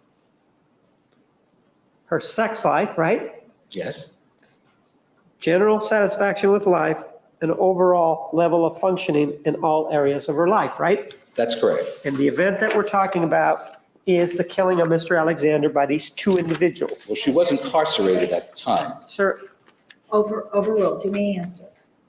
She was incarcerated at the time, and therefore all of her life activities were impeded. those are the answers, those are the questions, and those are the responses, right? That's correct. The other test that you conducted was the MCMI, right? Correct. Are you familiar with the MMPI? I am. And what does that stand for? The Minnesota Multiphasic Personality Inventory. And how many questions does that have, sir? 567. And who is that normed to? Who is that norm to? Well, there's several subpopulations, Sure. Of course. but it's normed to primarily individuals who are in therapy. So you're saying the MMPI is a norm to people in therapy? As a rule, yes. And so if you're not in therapy, then it's not norm to you? Well, there are some subpopulations that it's sampled to. So you have to be in therapy. In other words, everybody that provided the information for the MMPI, you're saying had to be in some sort of therapy, There are right? several different scales. There's a correctional scale. There's people that are in therapy. There's also another scale for those people perhaps that are involved with physical ailments. There are several different ways that you can have that test scored. And there's all these questions, and it does have a validity scale, right? Yes, it does. And you are saying that it is not geared to the normal population. Is that what you're saying? The Primarily, it involves, that's right, it involves people that have been diagnosed with some disorder. But it is for the normal population, correct? When you say normal, what do you mean? I'm talking about somebody who is out in the population. There's an issue as to what their diagnosis is, and this is one of the tests that they give. That's one of the tests that's used to help diagnose. Right? You chose to give one that had 175 questions, right? That's correct. And that one, sir, the way it works is that gives you a number, right? A base rate, if you will, a number, doesn't it? No. Well, you talked about it on direct examination, and isn't there something called the final base rate score that it Number gives you? 3? Well, it doesn't just Three? give you one score. Well- It gives you numerous scores and scales. To limit your results to one number is a very narrow approach to that test. Am I asking you to narrow your approach to one Like number? testing her once, even after. Well, you are. cleared? You're saying that there's one number there called the base rate score. Pretty narrow. Well, there's a lot of base rate scores here, right? Yes, for several different factors. Let's take a look at these right here. Take a look at Exhibit 541. You recognize what's at 541? Yes. What is it? This is a printout from the MCMI profile. And what's behind it? What's behind it? Yes. Those are the base rate scores for approximately 25 different characteristics. And for who are they? These are from Ms. Arias. All right? Yes. Take a look at the second page. And this is talking about base rate scores, correct? Yes, Then we have a 60, and then we have a 75, right? correct. The indication between 60 and 75 is that does not indicate the presence of any clinical diagnosis, correct? It's below the cutoff point. Right, the cutoff is the 75, right? Yes, however, that's Yes a or no? proper use of, Is it? You just said that. It is, isn't it? But that's an improper use of the test. I'm not asking you if that's an improper use of the test. You just told me that that's the cutoff, right? Typically speaking, when we're analyzing the data in some specific ways, but there are very complex computer algorithms that allow us to compare the relative heights of these scales and form a clinical opinion based upon the relative heights. It's not just a matter of taking a scale and measuring the score. It's more complex than that. This document that you have here is the document MCMI3 base rate scores. This is something that you attached to your report, correct? Yes. And it is for Miss Arias, right? Correct. And you also just told me that for the diagnosis issue, it's 75 to 85. That indicates the presence of some sort of, if you will, clinical disorder, right? Relative elevations are as important as absolute elevations. I understand that, but you just indicated this is where the clinical diagnosis comes in of any disorder. No, right? that's, as I said, that's an improper use of the interpretation of this test. So then why have numbers then? If they're not going to mean anything, then why have a number then? They do have a meaning, but not the meaning you're giving to them. Well, if we then take a look at her profile, take a look at the PTSD. Do you see that? Yes. It's got 10, and her unadjusted score is what? You're looking at a score that has no meaning. I understand that that's what you want to tell us. What is the number that I'm pointing to there? 69. And if we move that over, what is the number that's right across from that? 69. So with regard to Miss Arias, the number, even though you want to interpret it, the number that the computer assigned to it is 69, right? You're misinterpreting the value of the test. You have no knowledge in this area. So. Right. I understand that you say I have no knowledge, but you can see the number there, can't you? Of course. And what is that number there? 69. And it's both for the adjusted, unadjusted, and the final, right? Yes. If we then go over to your base rate scores, you see there's the 60, then there's a 75 to 85. Her PTSD score of 69 is below the 75, correct? The 75 doesn't mean anything. Right, it doesn't mean anything. That's why they threw it in there, right? You're misinterpreting No. I studied these tests for years, and you are misinterpreting it, sir. Right. He's studied them for years. He's given 15 total. Please explain. They put that number 75 because it doesn't mean a thing, right? It means something, but not the way you're saying. Well, it is, mathematically speaking, 69 is below 75, isn't it? Well, of course. And if we're talking about this computer printout and PTSD and this issue involving whether or not there's a clinical disorder, the clinical disorder falls between the 75 and the 85, is what you previously told me, right? That is not right. Well, that's what you told me before, right? Objection, Ms. Harris, this is testimony. Overruled. You may answer. What I'm telling you is that Judge, he's being non-responsive. I'm not going to be characterized as giving you the wrong information. Yes. Listen carefully to the question. Mr. Martinez, restate your question. With regard to this issue here between the 75 and the 85, do you remember previously telling me that that is an area that indicates a clinical disorder? No, I don't remember saying that, and if I did, I misspoke.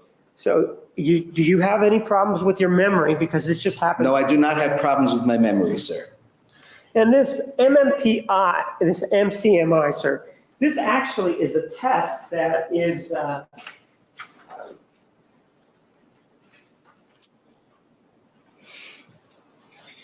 was developed on psychiatric patients, correct? Yes. And the psychiatric patients were the reference group, right? Yes.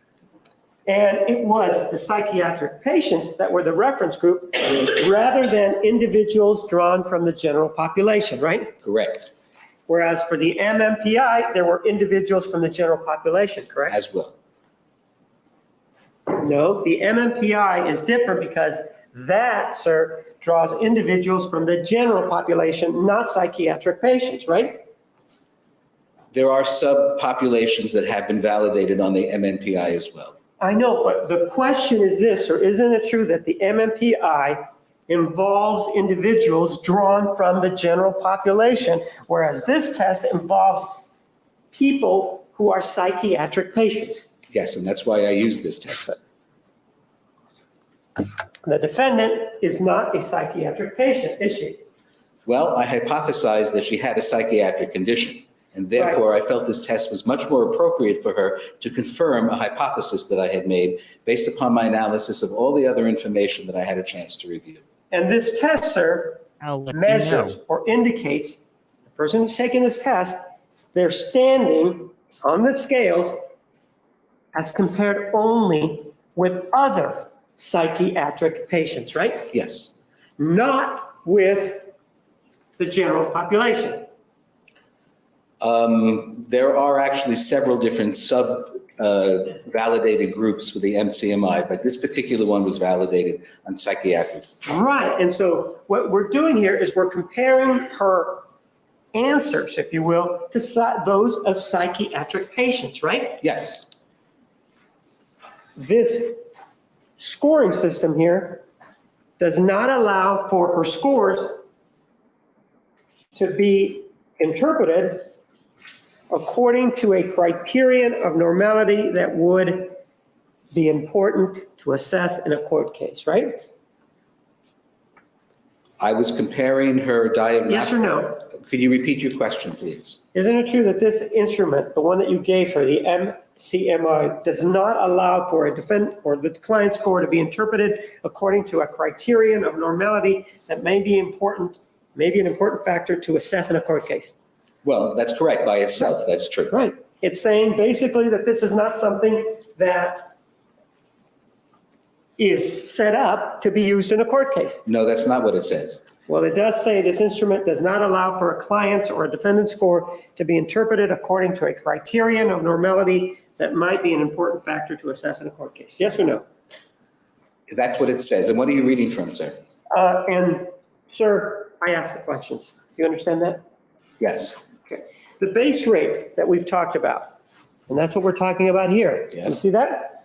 Those base rate norms do not allow, sir, in this case, for the description of normal behavior because there is no normal reference group, right? That's right. But I was looking for a. Yes or no? You answered my question. I'd Right? like to know what you're reading from, sir.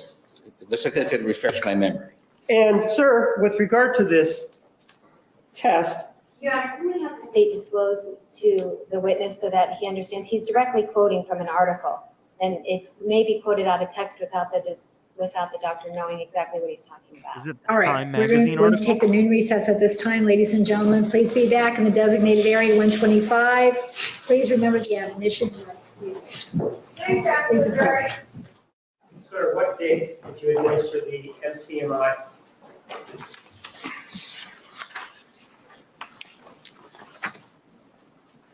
It was early November of 2009. Specifically, what date though? I don't have the record. I can tell you when the test was scored, which would have been a day or two after it was administered. So roughly November 7th, maybe November 12th, 13th, or 14th, in that ballpark of 2009. The results, the numerical results that you get with this test, they're compared against the numerical results of psychiatric patients, correct? Yes, They're not compared against the general population, right? that's correct. But the inquiry in this case, what we're here to do is to determine or look at the defendant as she compares to the general population, not psychiatric patients, right? No, that's not true. That's not how I used it. So I know that's not how you used it, but what you're actually doing is you're looking at the defendant and comparing her to people who already have been diagnosed with something, correct? Well, yes, that's how the test is set up. Sure. Rather than comparing her to, for example, somebody in the general population, so we can actually get an accurate picture of how she varies or does not vary from somebody in the general population, right?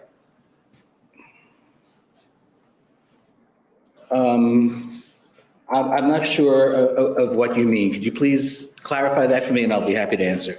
Sure. The test scores that you get are compared to the scores of people, of psychiatric patients, correct? Correct.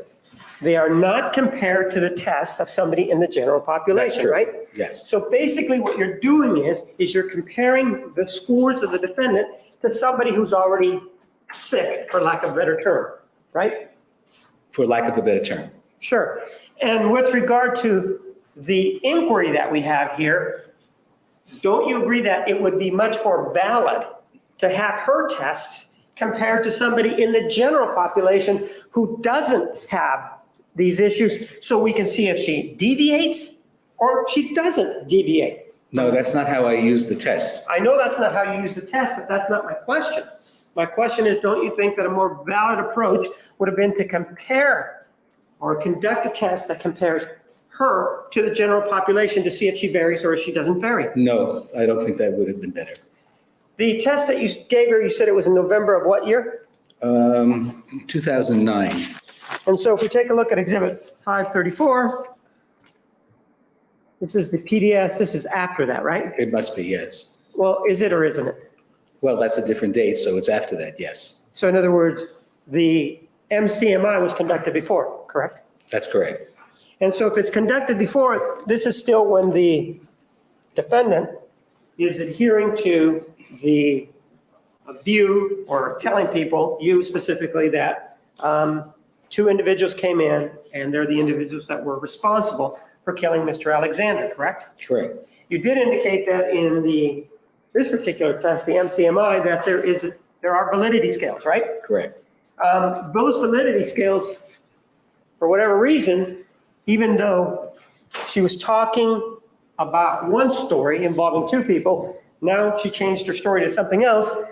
This test that's supposed to pick out, not malingering, but faking, if you will, didn't pick it up here, right? No, the internal scales are designed to determine whether or not someone was honest in answering the items on the test. It is not at all linked to an external story or one story or another. Whereas the PDS is, correct? Not really either. No. Well, sir, do we have to go through question 14 again, what she answered? It is linked to the answer at question 14, isn't it? You're referring to the PDS test? Yes. Well, yes, but yes. Whereas this other one is not, correct? Not at all, no. There is no reason to believe that if on January 15th of 2010, she is maintaining that there were these two individuals that killed Mr. Alexander, and that's a traumatic event. There is no reason to believe that the answers that she is providing with a test that she took earlier have anything or are indicative of a change in story, are they? Objection, speculation. Overruled.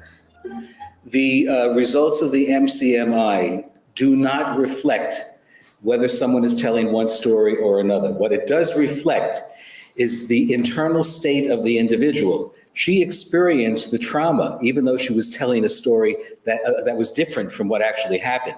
So this test reflects her internal struggle, her internal emotional state, and in my opinion, is perfectly valid. Even though it is compared against psychiatric patients and not the general population? Well, it was done deliberately. I understand it was done deliberately, but my question is, even though the scores are compared to those of psychiatric patients, correct? Yes. Sir, one of the things that we talked about yesterday was this exhibit number 530. And this had to deal with memory, right? Correct. You gave it a name, right? What was the memory? Dissociative? Dissociative amnesia. Right. And one of the things that you told us, well, right here is when it starts to create a problem, right? There's Correct. the event, whatever the event may be. Correct. And then when you get to this point, you're not going to be able to remember throughout this whole U area, correct? That's correct. So you said that it starts right here. Well, And ends right there. This is just a pencil drawing. I don't know understand. precisely when it occurred with Ms. Arias, but this is the general form of the development of a dissociative amnesia based upon stress. And you told us you came in here and you talked all about dissociative amnesia, and that's all I'm talking to you about, Correct. right? With regard to this dissociative amnesia, it starts here and it ends up here, correct? Correct. And so this fogginess or whatever would start right around here, or would it be down here? More likely somewhere along the downward slope. Right up there and at the Well, end. somewhere along the slope. I can't pinpoint it. And you also told us that when along this continuum, that if an individual, because the hippocampus is affected, and you explained all of that, that the person cannot form memory, correct? During that period of time, Right. that is true. From here to here, it's your opinion that a person doesn't form memory, right? Approximately correct. Okay, now you're saying approximately. What does that mean, approximately? Is So it you're yes? pointing to a particular area on the curve. This was a pencil drawing. There's no way to know for And- sure, but and somewhere ma'am. along the downward slope, the impact on the hippocampus is such that no new wonder he memories likes are being All formed. right, but it's the Mountain downward pencil. slope, right? Somewhere on the downward slope. And then when we get up here, that's when the memory comes back, right? Begins to, the ability of the memory, the hippocampus to store memories begins to increase as time progresses. And it's on the upward angle, if you will, when the memory starts to come back, That's right? right. You also, the first day that you testified, you had some slides about some police officer, and you indicated that that was from, what magazine was it? Time magazine. From Time magazine, right? And you talked about how that was an example of this issue involving the dissociative memory, right? No, that was an example of someone, a trained officer experiencing an acute stress reaction. There was no mention as to whether All or right. not he suffered from amnesia in that article. All right, let's take that police officer and let's assume that he does suffer from amnesia, all right? Okay, And his amnesia, according to you, if it's of the dissociative type, would start here, around here, right? and end around there, right? That's typically what we see. Right. And that's what you were telling us, right? Correct. So let's assume that this police officer is involved in a confrontation, and he's down here in this portion of the curve, all right? Correct. And if he's down here, let's assume that he is attacked by a knife, Okay. okay? And some period of time goes by, he goes to this position right here, and then he is attacked or shot with a handgun. Let's assume that, right? Could you repeat what you just said? When he gets down here at the very bottom, Yeah. he's attacked or shot at with a handgun, Okay. all right? He's not going to have, if we're talking about dissociative memory, any memory of that, right? If he was the individuals who were likely to suffer from dissociative amnesia, that would be true. Okay, let's assume he's suffering from dissociative amnesia. That would be true, what I just Correct. posited, right? Correct. So for example, when he is shot down here or attacked or whatever happens with the gun down here, according to you, the hippocampus is at such a state that he cannot form any memory, right? Typically, yes. And so if he can't form any memory there and he can't form any memory here, if this officer then moves up to this area here, he has no memory, for example, of the gun. does he? that special? If he had entered into a state of dissociative amnesia, the answer would be yes. Well, we assume that. You were telling us about true dissociative amnesia when you testified, Okay, right? fine. We're going with what you testified. Okay. So if he is in this true dissociative amnesia state, at this point here, he will not remember the gun that was there, right? Correct. So that if, for example, he goes over to the suspect, he's a police officer, he goes over to the suspect, he won't know where the gun is, right?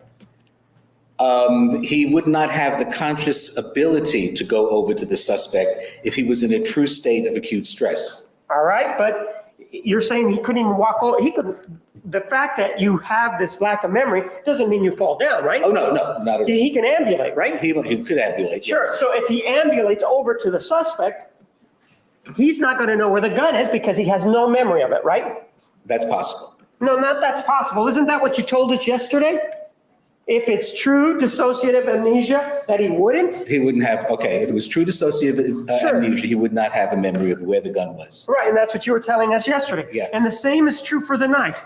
If, for example, we know that he can ambulate, if he starts going, this is the gun and this is the knife, if he then continues to ambulate and there's a knife involved, he will not know where that knife is because he cannot form any memory at that point, right? In true dissociative amnesia. Unless, Objection, Your Honor, as to clarification, because we're hearing about knife, gun, what time, what foundation is the state talking about when this person, hypothetical person, is supposed to not know when things are? All right, It's very confusing. so your objection's And foundation. boom goes the dynamite. Foundation and clarification, so that we all know that we're talking about the same thing. On the continuum, sir. We're talking only about the continuum. No other place, and we're true dissociative amnesia, which is what you discussed before, Yes. right? And we previously talked that right here, there would be the knife. Down here would be the gun. Okay. All right? yes, If we then get to this position here, which is a little bit going up, if it's true dissociative amnesia, he can ambulate, walk over to where the suspect was, but he wouldn't know where the gun was, correct? that's possible, yes. You keep saying that's possible, and yet you tell me in true dissociative amnesia, he would not know. Which one is it? If it was true dissociative Yes. amnesia, he would be less likely to remember the position of things that were dropped. That's So true. what you're not telling me is that even when you have true dissociative amnesia, you can remember things, right? No, I'm not saying that. In a case of Well, then, complete, hold on. How would he then be able to know where the gun was if he had amnesia? Objection. Yes, he was trying to answer the question, and the prosecutor specifically stopped him. I think he finished his answer overruled. could you All right. repeat? I'm sorry. Ma'am, could you read the question back to me? How would he be able to know where the gun was if he had amnesia? Okay, if he had true dissociative amnesia, he would be unlikely to know where the gun was. You keep saying unlikely, and that leaves the possibility that even if an individual has amnesia, he would know where things are, right? Well, when we do work like this, we always talk in probabilistic terms. The probability may be 100%, but it could be 90%. And so it's hard to know retrospectively exactly what degree of dissociative amnesia an individual had. So what I'm trying to be is more accurate, actually, by giving the answer that I am. Yeah, I know you're trying to be more accurate, but we're talking about true dissociative amnesia here, aren't we? Okay, I mean, you keep getting off of that dime. It is true dissociative. Objection is a characterization that he's avoiding the question. Sustained. He We're is. talking about true dissociative amnesia. Do you understand that? yes. So when you say that it is unlikely, that leaves the possibility that even though a person has amnesia, pursuant to the way you're discussing this, he can still remember. So which one is it? A person with true dissociative amnesia is very unlikely to remember anything at the acute phase of the incident. So what you're saying is that even though, what is amnesia? Amnesia is a loss, usually permanent, of a time frame of memories. So if we have this true amnesia, if you will, how are you able to then say, well, it could be likely that he would remember? Then it wouldn't be amnesia. Referring things in terms of probability and likely is more correct scientifically, especially in the field of psychology. However, I can say that if a person was in a true state of dissociative amnesia, at least during the most intense portion of that time frame, it's highly unlikely that someone would remember anything going on. And so, as in my example, he wouldn't be able to remember the gun, even if he could ambulate, right? Right? He couldn't remember the knife if he were. If it was at that point, yes. And for example, if this individual here, this officer, had been on surveillance and had been taking photographs, and during this melee, whatever it was, camera went flying somewhere. He would not have any memory of that camera either if it happened during this phase down here. That's highly possible, yes. Under true dissociative amnesia, right? Right. You talked Blah, about blah, something blah, called blah, blah. transglobal amnesia. Do you remember the first time? Yes, transient global I'm amnesia. sorry, transient global amnesia. And you indicated yesterday that that didn't apply here, right? It doesn't apply here, correct? Right. So then why were we talking about it initially? Was there a reason why we were talking? Well, as I indicated the other day, I believe that question was asked, that I use it as an example to show that the occurrence of amnesia in society is not that all uncommon, and that it can occur for relatively minor stressful occurrences. But this is the one that talked about sexual intercourse, right? As according to the review articles of 119 articles, One of the, or maybe guy. more than one, as I said, there were 119 articles that were reviewed, indicated that sexual intercourse was at least one of the factors that appeared to produce transient global amnesia. And so that's a yes, right? Yes. And also hot water, dipping. Immersion in hot Right. water or cold water. Again, we're talking about things that don't have anything to do with this particular case, do we? That's correct. And so you're the one that put that slide up there though, right? That's correct. And even though it had nothing to do with this particular case, right? Correct. One of the other things that we talked about was that you said, well, the defendant never said anything negative about Mr. Alexander in her journals. Do you remember saying that? Yes, I do. Yes. And let's talk about exhibit number 510.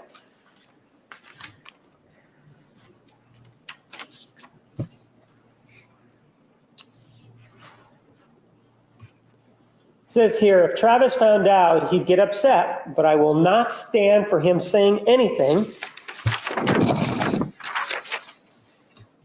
negative about her. In fact, from now on, I will not stand for him saying anything negative of any of my friends, right? Yes. And that was back on August of 2007, right? Yes. You were saying that this was an individual that was not very assertive.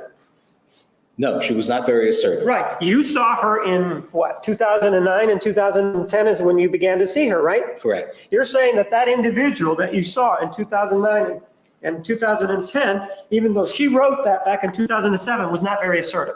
She was not very assertive.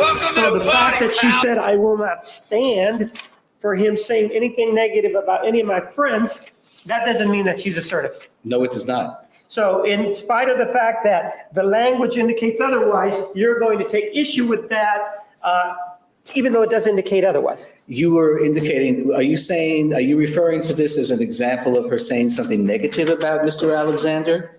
Or an example of her being assertive, at least in writing? I thought we were talking about being assertive. Do you have a problem with remembering what I No, I just don't asked? have any more problem than you do, sir. Well, sir, I asked you about her being assertive. Do you remember? Yes. Asking you about her being assertive in 2009 and 2010 when you met her, right? And you were answering my questions and had no concern about it at that point, Correct. right? What? She just rolled her eyes so hard. So hard.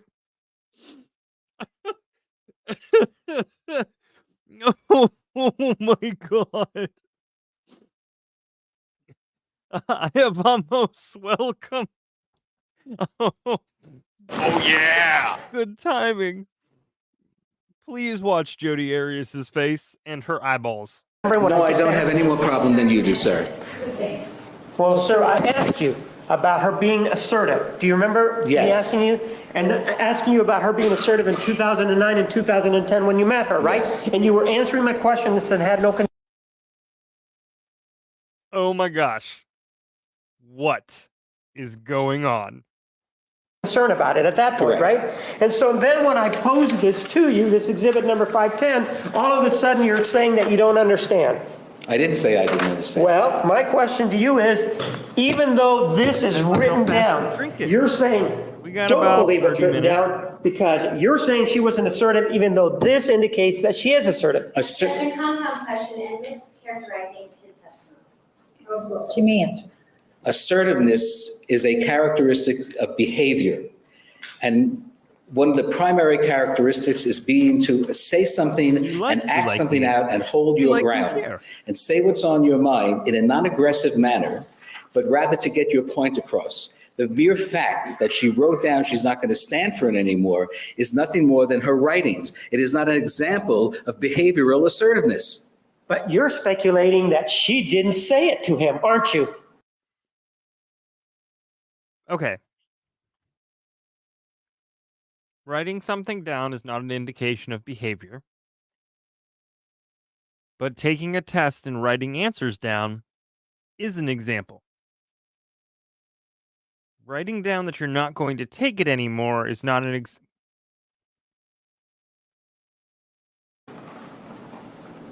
I read it in her journal. No, you're speculating that she never told this to Mr. Alexander. I don't know that she told it to Right, me. and so you're speculating that she didn't.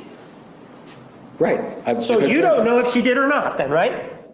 In our verbal conversations, I got the impression, after meeting with her a dozen times for between 25 and 30 hours, that she was not at all assertive, especially back then.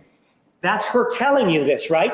That's from reading her writings and her telling me Right. and other I read her evidence that I writings. happen to evaluate. And this is the individual that wasn't truthful on the PDS, right? Or discussed a version of events that she subsequently changed, right? Yes, I'll say yes to that. And this is an individual that lied to the police, right?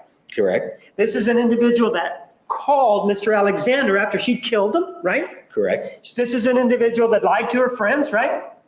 Objection, speculation. Knowledge. I don't know. Hold on. Well, he just answered the question. He doesn't know. All right, a roll. Well, sir, you were asked about a conversation that the defendant had with Leslie Udy yesterday. Do you remember that? I do. Oh, you do remember it then, right? Objection, argumentative. Sustained. And during this conversation, you were able to tell us that the defendant, although the statements were not true, you tried to tell us why she had said them. Do you remember that? Yes, I did. Right. So you have all of this range of knowledge as to the defendant's spoken words, yet you can look at an entry from back of 2007 and say, well, she wrote it, but she didn't do anything about it, right? It's not an example of assertiveness. The assertiveness is measured through her behavior, not through the writings. It's easy to write a strong statement, but based upon everything else that was told to me, she is not an assertive person, especially back in 2007. And the person who told you all of this is the defendant, right? Correct. You didn't talk to anybody, you didn't conduct any interviews, for example, with somebody named Daniel Freeman, right? No, You didn't talk to Leslie Udy, right? no, You didn't talk to her family, right? no. You didn't talk to anybody else, you just talked to the defendant, right? That is correct. I only spoke to the defendant. And once you spoke with the defendant, and based on whatever other material you had, you made the assessment, if you will. I have almost. Thank you for gifting 10 memberships. Sorry, it's kind of worth pausing for. Let me welcome some folks in. Good grief. Brittany, welcome. Terry Bradbury, welcome. T. Clark, welcome. Jay Matthews, Leah Conlin, Karen Woodell, SoCal Guy 13, Roxy Franklin 89, Lilybug, Julie. Welcome to the cult. Oh yeah! Oh yeah! Oh yeah! Whoa. Thank you so very much for that. I really appreciate it. So does Brandi, so do the 13th jurors in general, and they are letting you know as we speak. So for those of you who have just joined the cult or rejoined the cult, grab your Kool-Aid with a C and an E because of copyright infringement, and then type in !seat and take your seat in the jury box. Oh yeah! That she was a person who was not assertive, correct? Correct. The other thing that you were asked about was exhibit number 511. And you were asked about it, and you remember the lower portion here? Yes. It says, but there are certain things that will never sit right with me about, but we didn't read the other part. Him. Me and him, right? Mm-hmm. And then it says, for example, right? She clarifies what she's talking about, Mm-hmm. right? Yes. He always makes that ridiculous joke, families can be forever. Why do you want to spend so much time with them now? That's what was making her upset, right? Yes, as an example, yes. Yeah, it's because he's saying things. And then she says, I abhor that. I want a family man. A man who takes family seriously. Right? That's what she writes. I know he jokes, but that drives me crazy, and it's a big turnoff. But he has told me time and again that if he could marry me, it would mean he won the wife lottery, right? Yes. That's sweet, actually. I want to have a companion. Travis is awesome. Actually, you missed a sentence there. Sure, read it for me Smiley then. face. That's sweet, actually. I know I'll be an excellent wife. In fact, I really want that. I want to be married. I want to have a companion. Should I continue? Sure. Travis is awesome, no doubt, but there's just something that is off. I only know what the spirit whispers to me, and that he's not the one. For marriage, right? That's what they're Apparently, talking. that's the implication. And then there's a sad face. I spent over a year of my life cultivating a relationship with him. I certainly wasn't thrilled. No, I was devastated when I discovered that he wasn't being faithful to me. And then she says, I just don't get why men cheat. she's talking about the fact that he cheated on her, right? Yes. So this gives context to the previous paragraph of this exhibit, doesn't it? Yes. Is that contiguous? I don't have the paper in front of me. So is Sure. that part of the same writing? You see that Yes, I see 06 that. at the bottom? And then it has 698. This is defendant's exhibit, so, Well, that's actually several pages away from.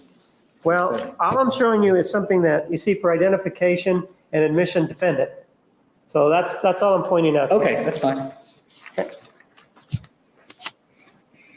You also were asked about exhibit 456. This is, you want to look at it, plaintiff's exhibit, so you can see the I see difference. that. And there's an entry there of January 24th of 2008. Yes. And it does say, I haven't written because there has been nothing noteworthy to report, right? Correct. And you've indicated that, well, you take issue with that. Do you know of anything that happened before that that's noteworthy in her life?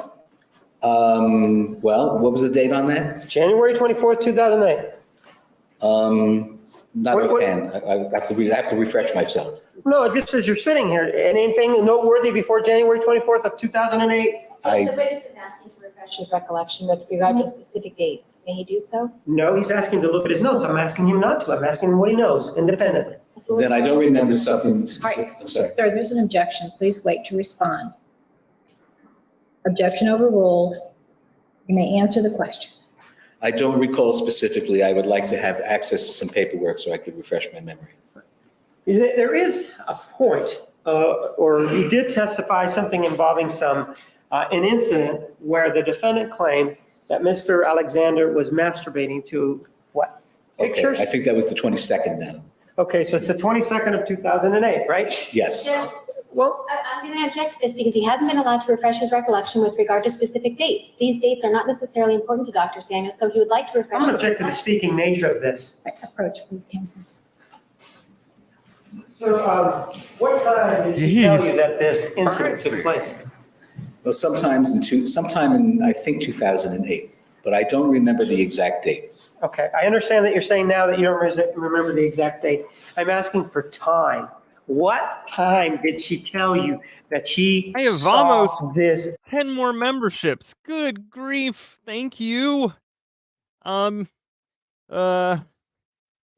Koya, Abby, Tony, Mila. I'm sorry if I mess up. Diane R, Susie Remington, Marina Girl, Haley Kensington, Texas Val, TLC is me, Kez. Good grief. Thank you so much. Welcome to the cult. Oh yeah! Thank you, I have almost. Thank you. You're like the oh, what's that chef? Emerald. You're like the Emerald Lagasse of memberships. Bam! Bam! Oh, thank you very much. It is indeed raining memberships. Incident, Wow. time of the day. For the time of the day, I'd have to look at my notes. Go ahead and look at your notes. Okay. And then also look at your notes for purposes of the date, okay? Sure. Well, sir, don't you have your notes marked there? Yeah, I do, by date. Or you're looking Oh. at something else that's not marked, is my point. Then I don't have a copy of my notes that were copied. So may I look at the exhibit? Mr. Martinez, do you have his I notes? don't have those notes. I don't know where they went. Those are the ones that were the yellow pad. No. Sir, that's not them right in front of you? No, this is just. No, the yellow notes. Oh, you had it for that particular date. I'm sorry. I thought you were looking for a whole collection of notes.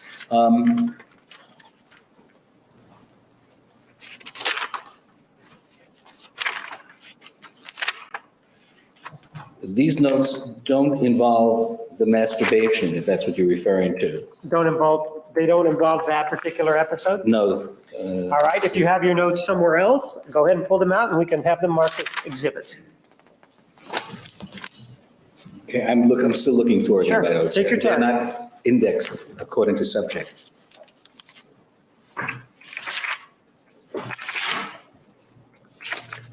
Okay. You can take the notes out so we can mark them, please. Okay, I'm not sure this gives me the date, but it's when she discussed it with me. Have them marked. Take a look at exhibit number 542 then, and so we can talk about the date.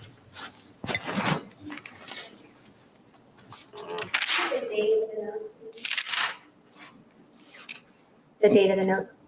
The date of the notes was May 4th, 2011, but that's not the first time she told me that story.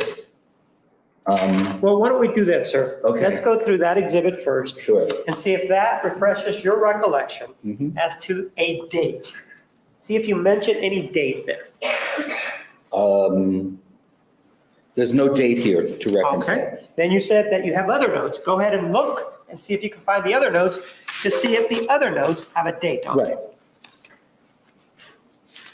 I have another reference to it. All right, go ahead and we can have those marked so that we can keep it straight. Okay. If you don't mind giving those back to me, and I'll give them back to you with the Okay. exhibit tag.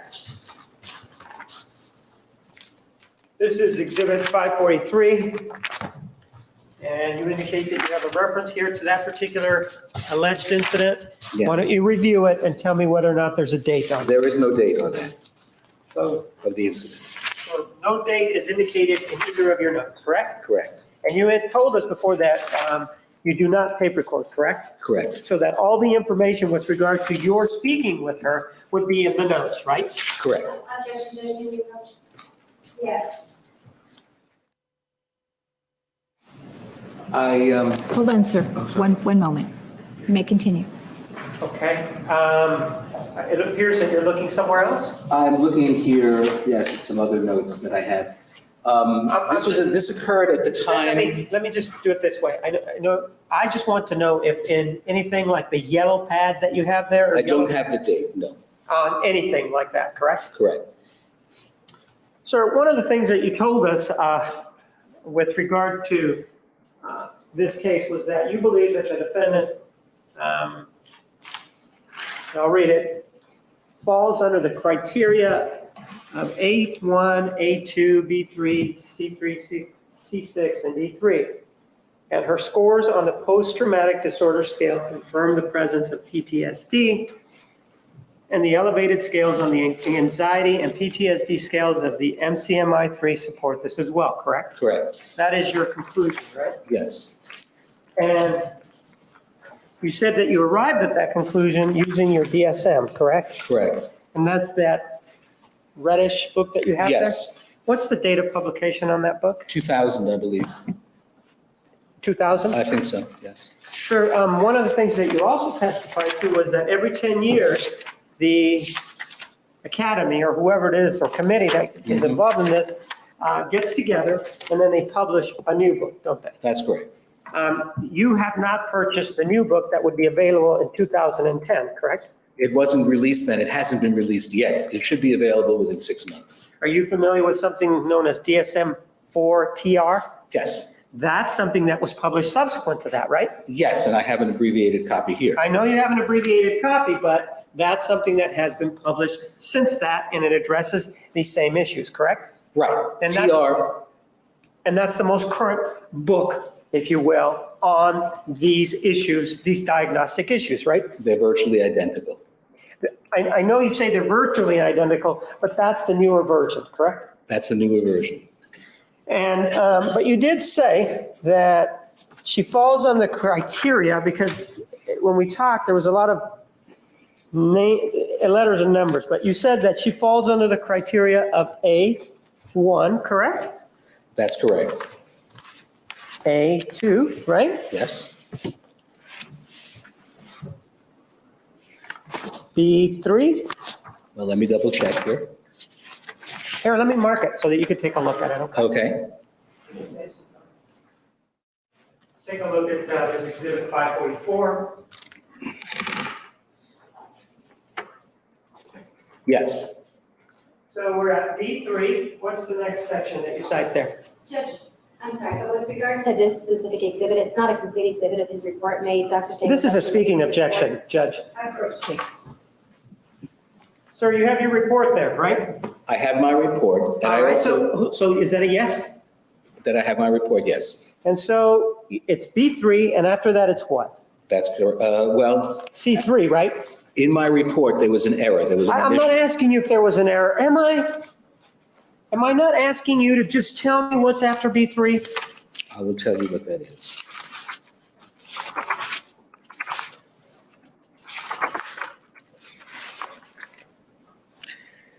In my report, I wrote C3, Okay, hold on. C3, C6, hold on. Okay, D3, and D3, right? and D3. Right. But I had omitted. Yeah, sir, you keep saying that you've amended this. You've amended that when? When I reviewed my report. No, I need a date. A date? December of 2012. And that amendment was not provided to the state, was it? No, I didn't write an amendment. What I did was I'm sorry. Okay. Approach, please. Ladies and gentlemen, the last question was withdrawn. You may continue. With regard to Exhibit 525, I want you to take a look at the bottom of the number. It looks like it's page 17. And then it does say, see this where it says Jodi Arias? Yes. And then if you take a look at Exhibit 544, that paragraph is the same between those two Yes. documents, isn't it? Yes. Okay?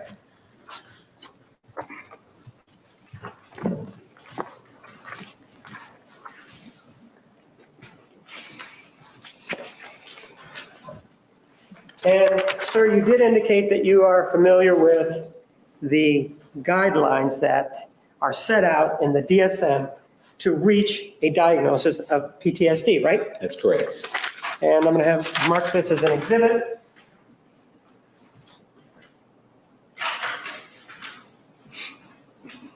And you don't have any reason to doubt that what you just told us here is A1, A2, B3, C3, C6, and D3 is what you wrote in your report, which is exhibit number 525. That's right. That's what wound up appearing in my report. I'm going to go ahead and just have this marked as an exhibit. Are you familiar with the diagnostic criteria for PTSD disorder and diagnosing it? Yes. Take a look at exhibit number 545 and see if that's not what the diagnostic criteria is. Those are the diagnostic criteria. And that's what you used in this case to diagnose the defendant with PTSD, correct? That's correct. Move for the admission of exhibit 545.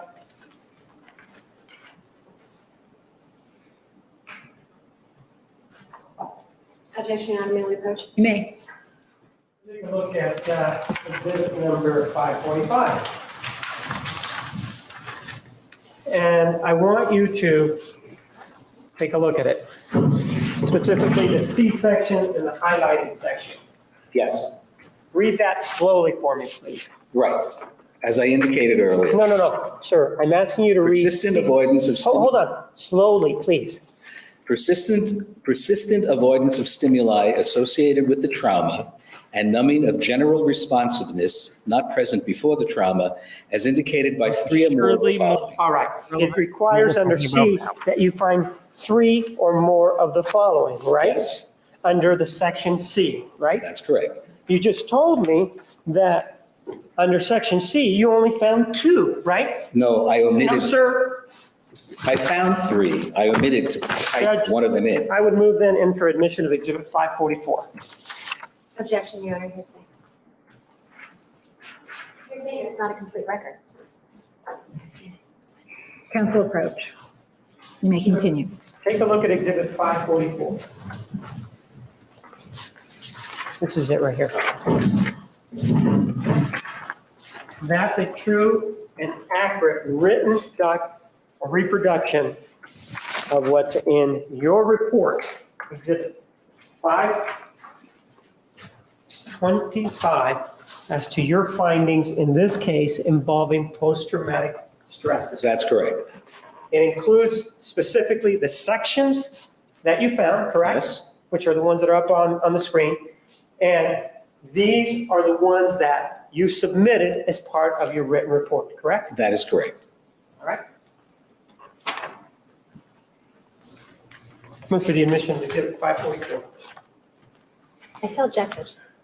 Pardon? Check No out my objection. interview with Kirk. Overruled. 544 is admitted. It's in the night court playlist. Sir, you have the document in front of you that talks about, or it's exhibit number 544, the C section. And it indicates that in order to find the C section of the post-traumatic stress disorder prong, there has to be 3 factors, doesn't it? Yes, I omitted typing those So, letters. yes or no, in my sir? report. Hold on. Yes or no? Your Honor, I'm going to object to that. He's allowed to finish his question. I thought. Yes. Yes. You may finish your response. I omitted typing some additional numbers, which I discovered as I was reviewing my report for preparation for testimony. All right. Are you done or go ahead? I wasn't done. Go ahead. So what I did was to review the criteria, and I printed up a list of the criteria and the ones that actually apply after referring back to some notes that I found when I was calculating and determining whether we met the criteria. And so there are several. In fact, in B, there are actually 3 No, sir, now. we're talking about C, sir. We're talking about C. In C, there are now 4, and in D, there are 3. I'm not asking you about D, am I? I'm asking you about C. Okay, C. So with regard to C, isn't it true that if it's just, it's a counting kind of thing, 3 are required to be found in order for there to be PTSD, correct? That's correct. You only listed 2, right? That was in a typographical. Is that yes or no? Yes, it is. And sir, with regard to this, you're getting paid, how much are you getting paid per hour? I get paid per hour $250. And for What? $250 an hour, you're saying that this is not, you weren't paying enough attention to put whatever else was needed under C? I reviewed the report numerous times, and I must admit I missed it. All right, let's go over to D and read that section slowly as to what is required. Persistent symptoms of increased arousal not present before the trauma, as indicated by 2 or more of the following.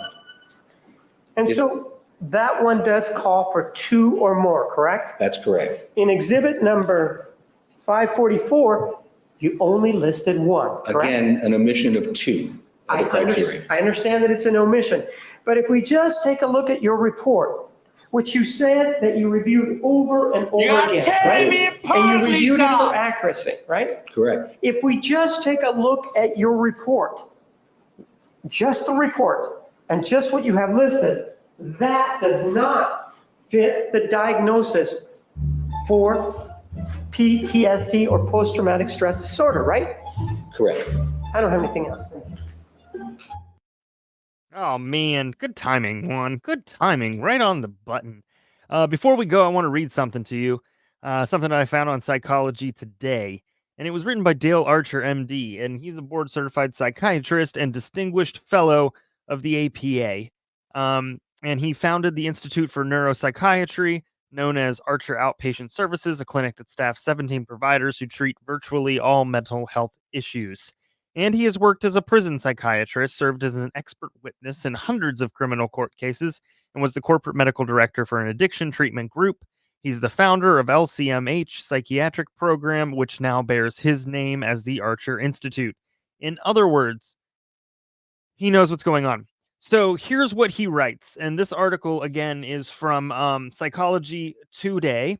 And it's titled Jodi Arias Guilty Murder Won a Psychiatric Analysis. Now, this is scathing, which is perfect for night court. So bear with me. After 5 long years, the Jodi Arias trial came to a climactic end. Climactic? And with a guilty verdict for murder in the first degree. Sorry. Spoiler alert. Justice spoke loud and clear in a trial consumed with sex lies and audio tape. As I discussed in past blogs, our Arias was not insane or incompetent or a battered woman. She did not suffer from PTSD nor borderline personality disorder, nor was she a sociopath. The DSM-4, with all of its 365 diagnoses, does not explain Arias' behavior, and there is no one or no circumstance left to blame other than Jodi herself.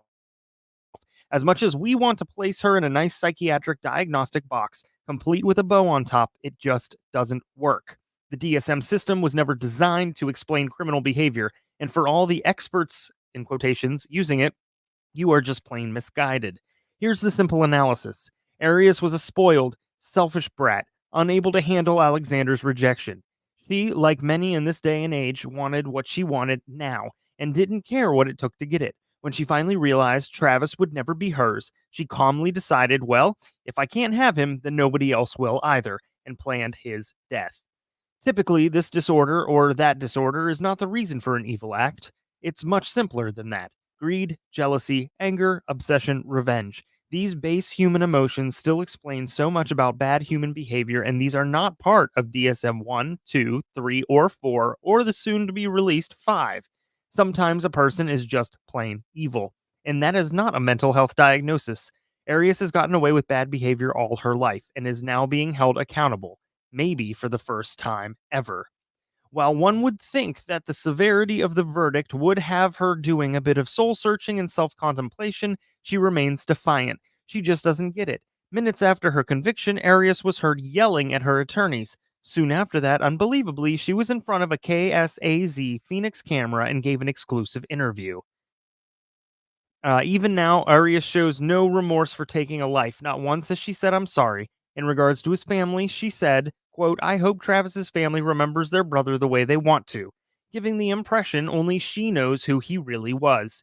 Meanwhile, she still blames others and is still defiant while continuing to drag Alexander's name through the mud, even though a jury of her peers and an overwhelming majority of the public doesn't believe a word she says. Oh, boy. I like that. I like how he writes. I like how he writes a lot.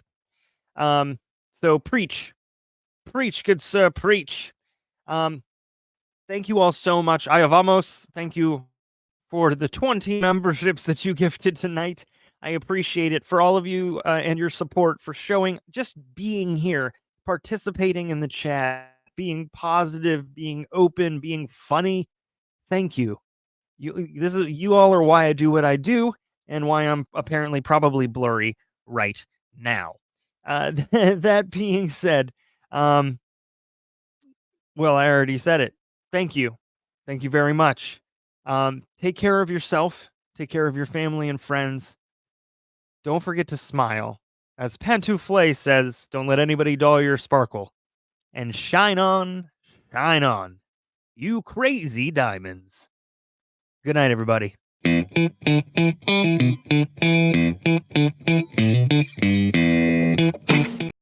You're going to have to listen to the exit one more time. Court's adjourned. I didn't forget.